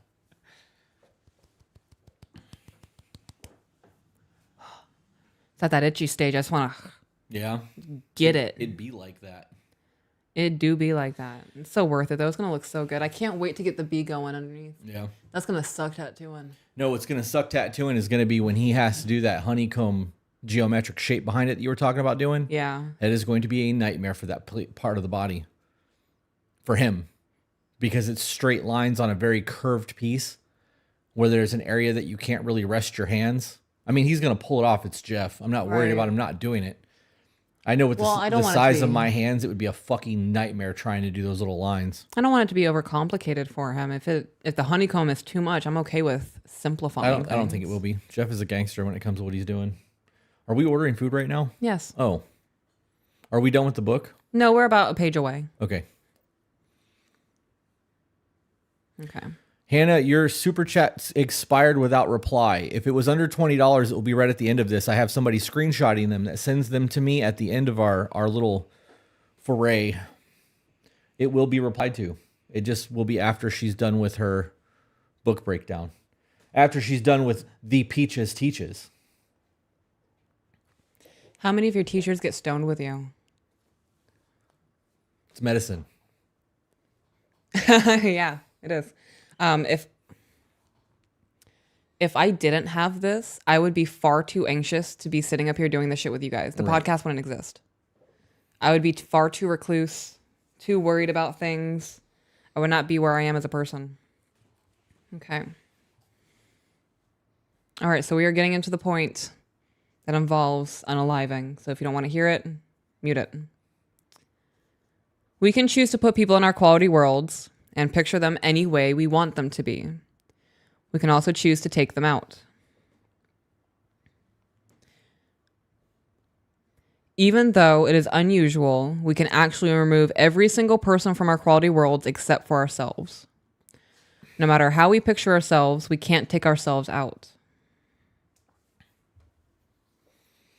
We got a $20 super chat with no text. So thank you, Larry, for the $20. Is that a thumb? I don't know. What is that? It's such a tiny picture. My mind is very good at filling in blanks and making shit up, so I could just be totally off par. All right. There are people who literally remove everybody from their quality world and think that they are truly alone in the world. There's another $20 super chat from CJ Wolf. Again, no text. Thank you. Thank you for the chats. If you guys are trying to say something and forgetting it, send it to AJ so that he can send it to me. Okay.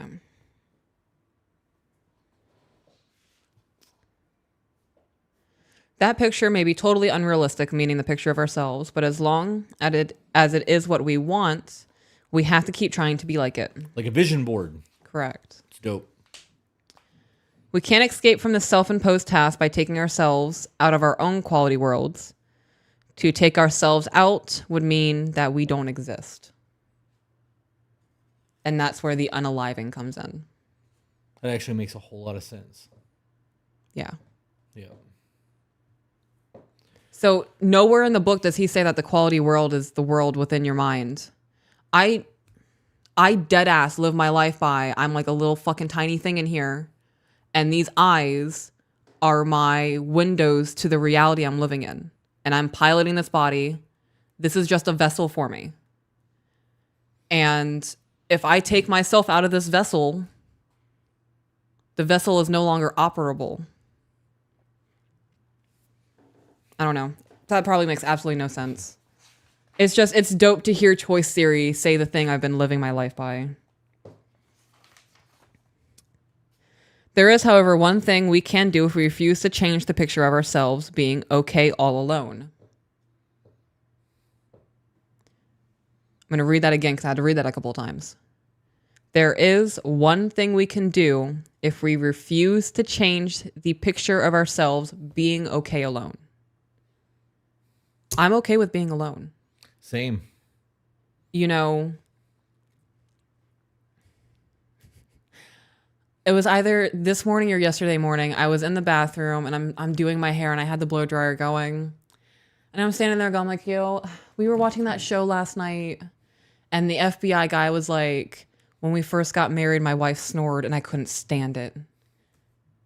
And then he goes on to say, and he was like, and when she was gone, like I got used to her snoring. I just can't get used to the silence. Yep. It's the silence I can't get used to. And we were laying in bed and I was crying and I was like, like he's so right. When he's not snoring, I can't sleep. And then I cried myself to sleep. And then I woke up the next morning and I'm in the bathroom and I'm vibing. And I was like, I really cried hard last night at that. I was like, let's visit that. Like, why? And I was like, because it sucks. Like, because that's going to happen to me. That could happen to me, So like, I was like, okay, well, I got to mentally prepare. And I am. I'm mentally preparing for that time because I don't want to be blindsided and feel all of these emotions out of the blue and never experiencing them. Mm. I put myself in really shitty thought processes and I make myself very uncomfortable because I'd rather feel a little bit of that pain now versus being hit by a brick wall when it actually happens. Right. Do you think that that's what that is? Do you actually believe that you mentally preparing yourself for things to come? Yes. How many people say, no, I can't think about that. It's too painful. Yeah. I know it's going to happen, but I can't think about it. It hurts. I was in the bathroom sobbing. Like I was holding off on doing my makeup and like I had the towel on my face and I was fully prepared for you to walk into the bathroom and I'd be like, I made myself cry. I thought about you not being here. Like I was fully prepared to answer your questions. That's funny. So one of those super chats was from CJ Wolf and he said, it was going to say that I appreciate them for doing this because it's helped me unlock a part of me and help me understand what I want in life and relationship and that they are awesome. So thank you for that. I'm glad that you guys are working on getting better. Our next shirt is going to have a definition of accountability on it that says the definition for Merriam-Webster, and then underneath of it, it's going to say translation, you're the problem. Yeah. Because when you realize that you are accountable for your life, that you are the author of your life, and you get to dictate that story, it changes the way you deal with shit. It does. It really does.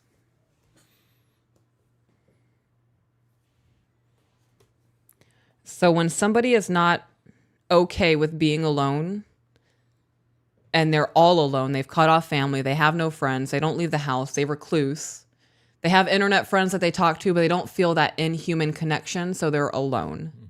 There's nobody in their mind that they think about. They just think about all of their fuck ups, they think about their past. They aren't creating good memories, so all they have are the bad ones. Right. And when they go, well, I'm not okay with being alone anymore, but I'm not willing to go out there and make friends, that only other option is unaliving themselves. And he said that this may be one of the main motivators for that, is that I would rather be not here than to continue to struggle trying to feel good the way that I choose to be all alone. And this is different from the usual motivation for not being here, is I'd rather be not here than struggle for a relationship that I can't have. Make sense? Yep. Okay.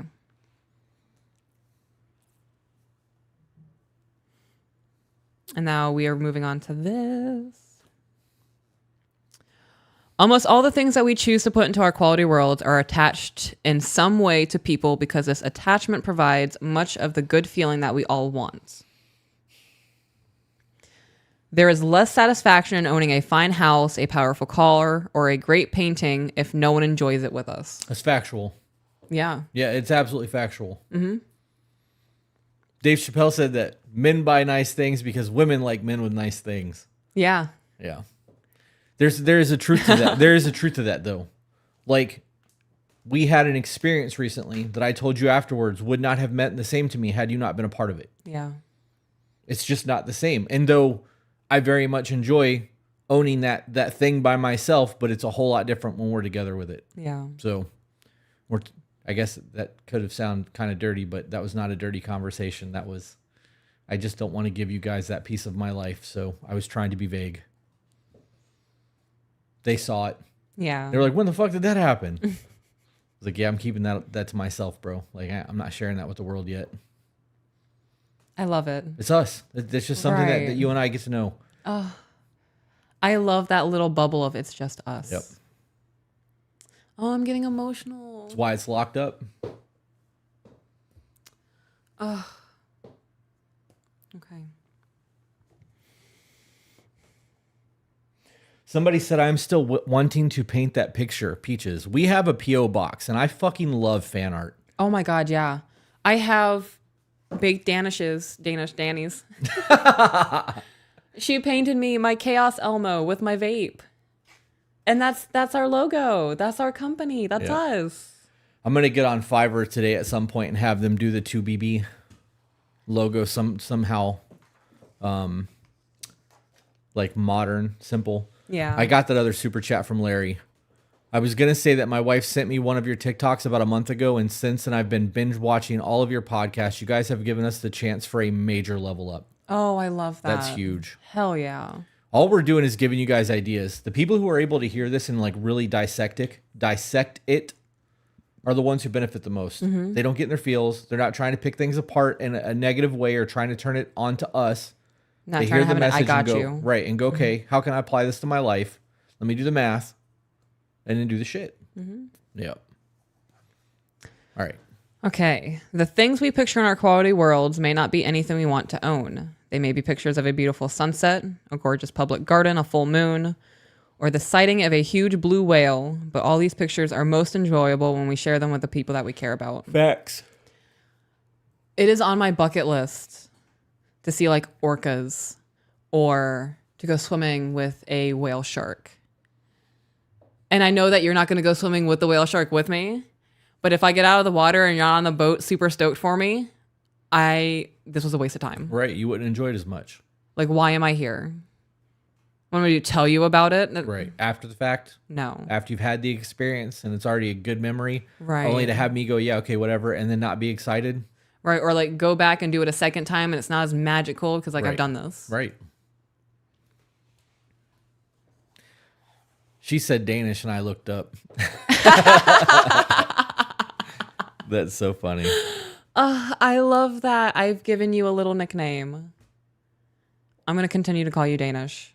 I feel like we are bonded over this, and I'm bonded to you in a way that I'm not bonded to anybody else. How much further do we got to go? Not much. Okay, good. Because I have to pee. Well, we have 3 pages left. So would you like to use the restroom? Has the food been picked up yet? Because you went ahead and ordered food too. No, it hasn't been picked up yet. No, we need to keep going because I don't want to be eating in here. Okay. And I don't want my food to get cold. Okay. Systems of belief that are strong enough for us to put into our quality worlds mean little to us if we cannot convince another person that what we believe is also good for him or her. Our relationship wouldn't work if you came to me about something and I was combative about it every single time. Right. Especially when it comes to, for example, when we're in public and I tell you to move to my right, don't question me. We don't have to convince anyone, but it hurts if we can't convince someone who we believe is worth convincing. In fact, if we are able to convince people, this becomes a good reason to put them in our quality worlds. Most of us start trying to convince the people close to us, and then, if we are successful, we go on to our acquaintances, but less often to total strangers. And then emotional cheating happens.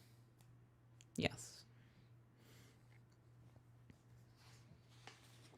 He included a little blurb that says, our unwillingness to extricate ourselves from the war in Vietnam is an example of how difficult it is for politicians to change a quality world belief that, right or wrong, the United States should never lose a war.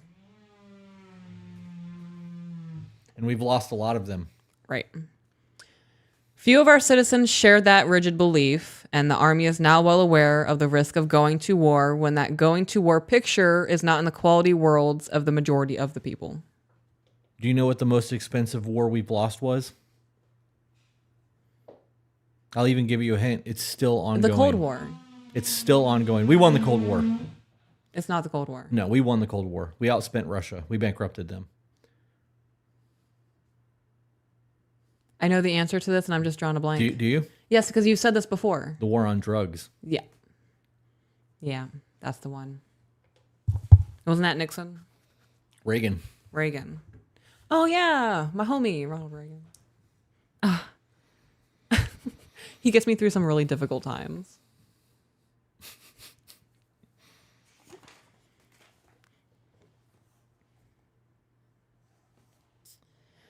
So he said the best way to explain how we learn what pictures or artwork or paintings to put into our museum or our quality worlds, it begins when we're a newborn. And like I said, we figure out that, hey, when I cry, mom responds to me. She's important.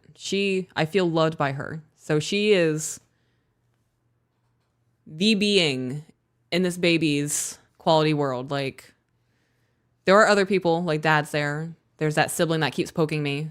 But like mom is the one I know if I need something, she's going to come and get me. As the baby grows up, say about 6 months old, the baby is well aware of feeling good is highly related to her quality world picture of her mom. But she also begins to learn that her mother's efforts to comply with her commands are not perfect, or demands. If the baby has gas issues going on, we're going to do like the little bicycle thing. We're going to pump the leg. We're going to rub the tummy. Mom really can't do anything though besides that.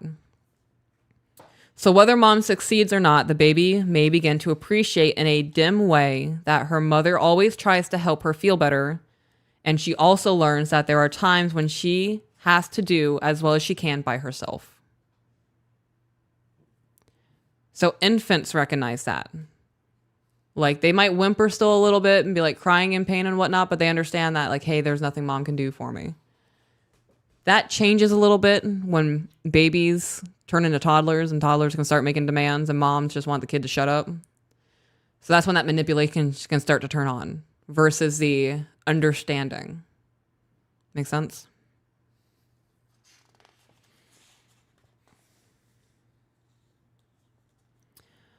The infant also learns that helping herself, no matter how good a mother she has, is a good idea.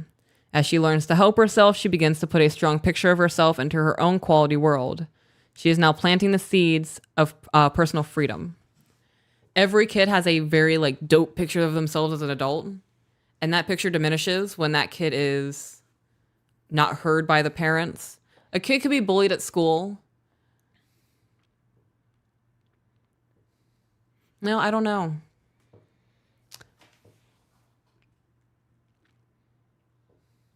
My childhood isn't a good example for this, so I'm going to nix that whole thing. I'm going to redact it. Okay. Big black Sharpie. And just moving on. Okay. So the infant decides that she wants power. Grown older, becomes a toddler, 2-3 years old. Who better can she turn to than to her parents to try to get that power from? To see if they can do something to help her get rid of the frustration or whatever. At this trifle, some small difference between what she wants and what is in her quality world, perhaps that she misplaced a toy. My son constantly, hey mom, where's this? Hey mom, where's that? Have you seen that? Do you know where my tablet is? Where's my chocolate milk? Bro, I don't know. I don't know where my phone is. Why are you asking me? She chooses to scream and keep screaming no matter what her mother or father does. So in this moment, she is screaming for that power, like, you need to fix this problem for me, even though I'm the one who put myself in this problem. And when parents bend to that and go, all right, we're going to search the house for the next 3 hours trying to find a thing that you misplaced, they are giving that power up. Yep.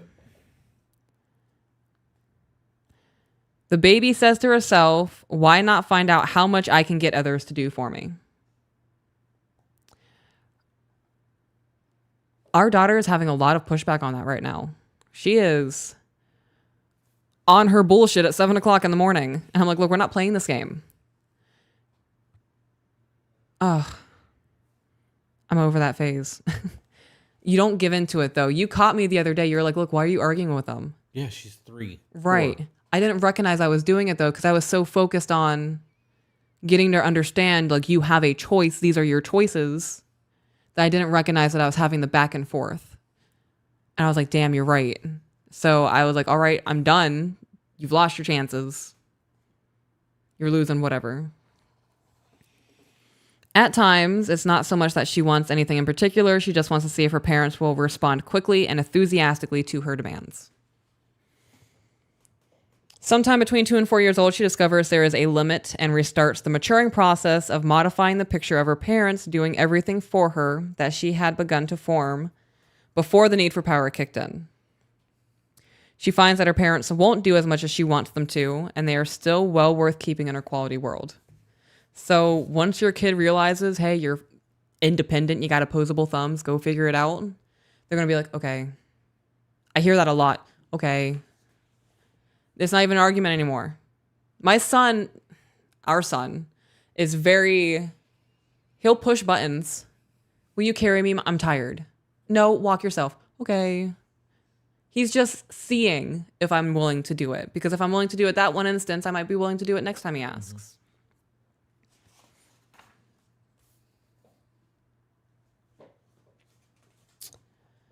But as children grow older and begin school, they get another shock, and external control is a two-way street. So the external control is everything is everybody else's fault but my own.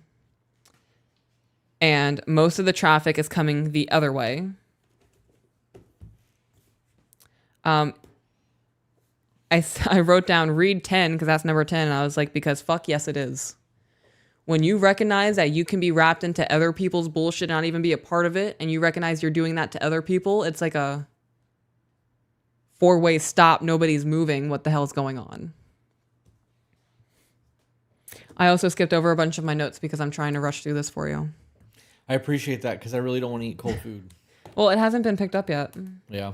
But we also have to read super chats and... Okay.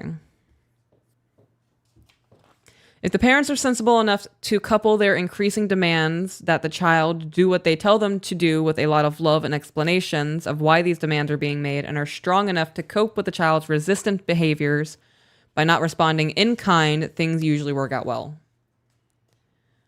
There are times where I have to really reel myself in with the kids. Like, I've been calm for the last 10 or 15 minutes, and it's one after the after. And I can feel myself getting elevated. I'm like, okay, look, I am absolutely done at this point. I've tried reasoning with you. I've tried explaining it to you. I am not angry with you. I am overwhelmed, and I am becoming frustrated. Until you're willing to actually listen to what I have to say to you, I need you to walk away. Don't touch me. Please. And they will. They'll walk away, and then 10, 15 minutes will go by. They'll come back and be like, Mommy, I'm sorry. Why are you sorry? And they'll tell me why they're sorry. And very broken, because I did this. And then they'll apologize for frustrating me and for not listening. Their evolution of communication is getting pretty dope for me. I just wish the listening would kick in. It will in time. Yeah.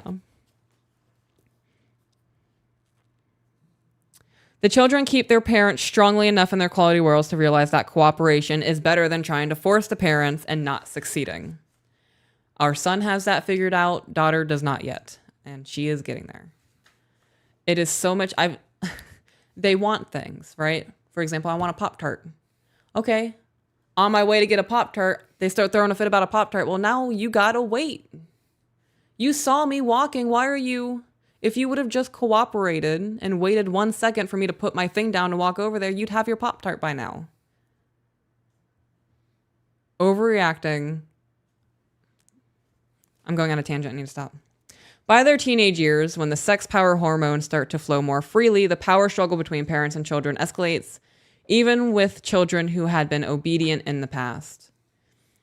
That hormone fluctuation needs to be addressed because everything in the quality world starts in childhood. So if you have kids, you are helping them form their quality world right now. This is why I'm touching on this. So when it comes to the hormones, I plan on having that conversation with the kids at like 9 or 10, like, hey, you're fixing to have a really big change and it might be a little bit of a rough ride. And it's because of hormones. And we are going to sit down and we're going to have a full-blown Peaches Teaches episode with just my children, not for you guys, but that needs to be discussed because that needs to be understood. A lot of the hormones are the reasons that kids don't know what the fuck is happening to them.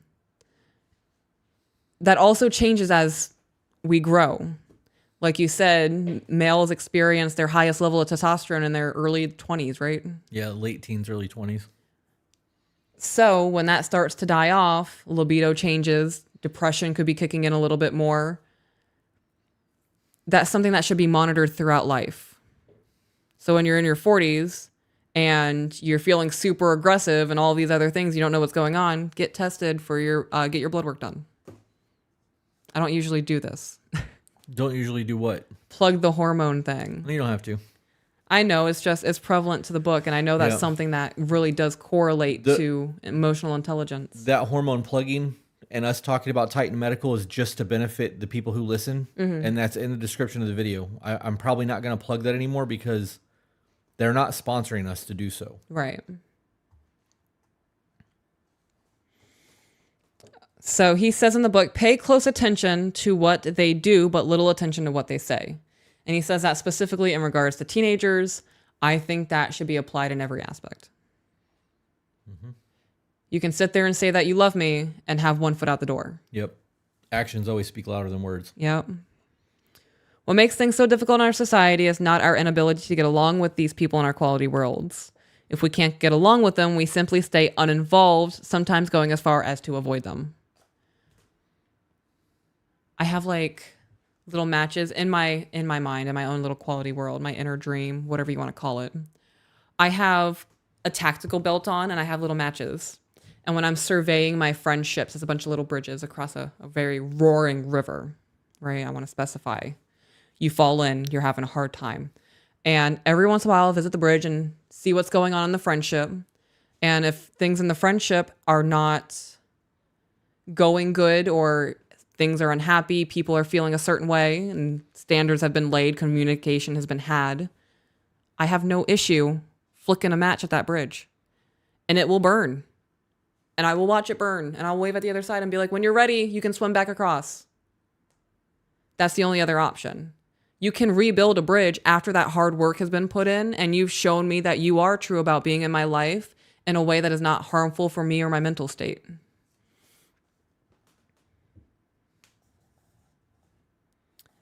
The biggest problem of our society is our inability even to conceive of getting to know, much less getting along with many people who are repugnant to us. We are repugnant to people. There are people who have like a visceral reaction. I see people's faces change when we're walking in public. It is that inability or unwillingness to even get to know people that is a big problem. We see them as dangerous or potentially dangerous, and many of them could be, and many of them are. They are the last people we would consider putting into our quality worlds. You are a dangerous man. You are a man who has done things and is okay with violence. The difference between you and somebody who looks like you, the same exact thing, is that you have a hold of your anger and you know how to conduct yourself in a way that is honorable of a man, in a way that is, when you are no longer here, people will look at him and say, yeah, he did everything he could to protect what he knew, what was right. Because of the way that you look, all of your beliefs, your morals, the way you are as a man in defending women and children and protecting society and American values, if you didn't look the way you looked, a lot more people would listen to us. Oh, I'm sure they would. Fuck them. Yeah. I don't care. Well, that's what I mean. This is the best example. Right. No, I know that. I know for a fact that's the case because of the amount of people who are like, I'm not taking advice from people who look like this. Yeah. Don't. You're not my tax bracket. Don't take my advice. Keep doing what you're doing. How's that working out for you? Also don't have a marriage like we do. Yeah. Don't have a relationship with the kids, with your kids the way we do with ours. Yep. As long as external control psychology continues to be the psychology of our society, we have no way of dealing with these people except to punish them and hide from them. And I like to think that choice theory is actually finally becoming effective because this book was written in the 90s. Yeah. That we actually have a platform looking the way that we look and people are hearing us. We are no longer the most repugnant thing in society. And that should be like pedophiles and shit. I agree. It's not though. Yeah. So that's the end of chapter 3. Chapter 4 is total behavior. We'll be doing that next Wednesday, 11 a.m. Eastern Standard Time. Thank you guys for joining us this morning. We're not done yet. We got to read supers. Still stand by my thank you. Okay. Coming from someone Just on heavily me. tattooed. What? It's just on me. Coming from someone heavily tattooed, getting judged daily, even by waitresses in posh restaurants. Like Chris said, you're not in my tax bracket. That has been one of my biggest arguments with people for probably the last 15 years of my life. Yeah. Yep. All right, let's read the supers. Hannah said, how to overcome partner with low sex drive and emotionally attached to stress that affects sex life. 5 years together. First hormone check. Oh, food's approaching. Of course it is. Can't be right back. I'm sorry that I timed that poorly.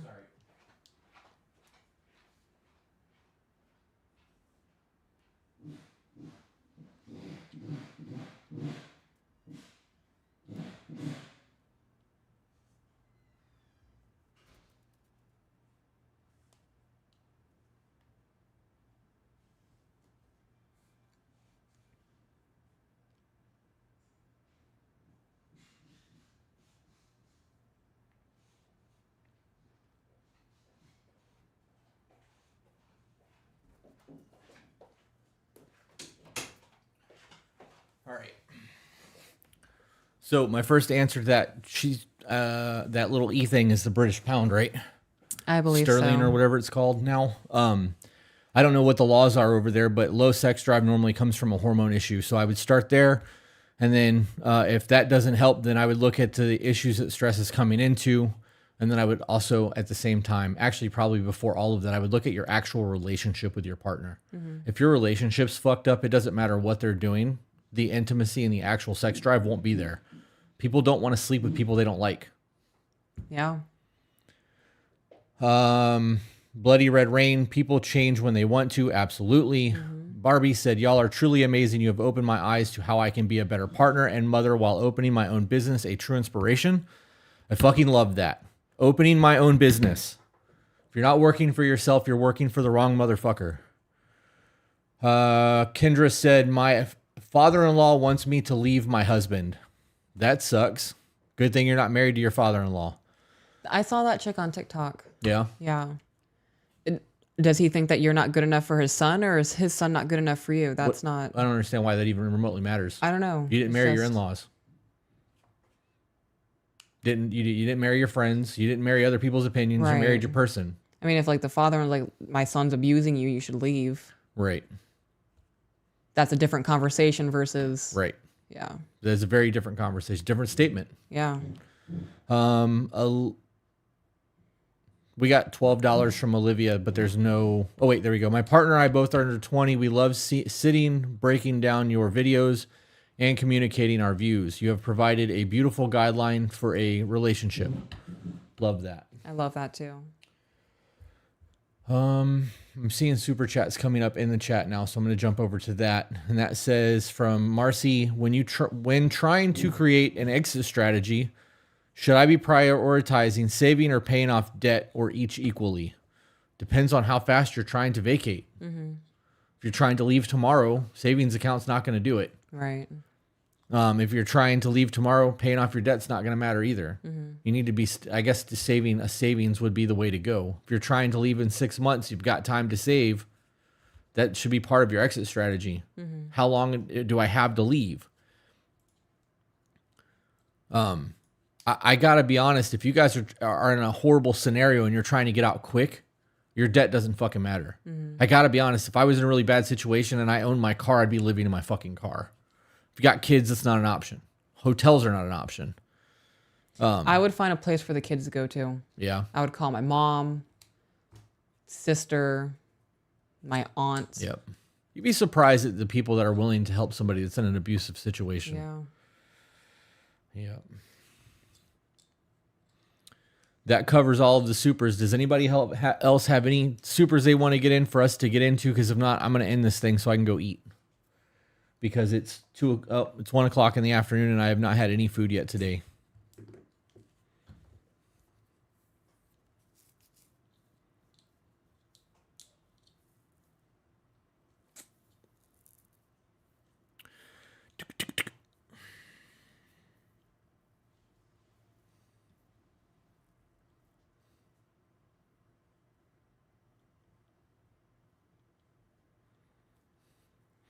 Is it just not moving? Is it? Hey, there's just no comments coming through. Oh, there Okay. goes one. Go get your grub on.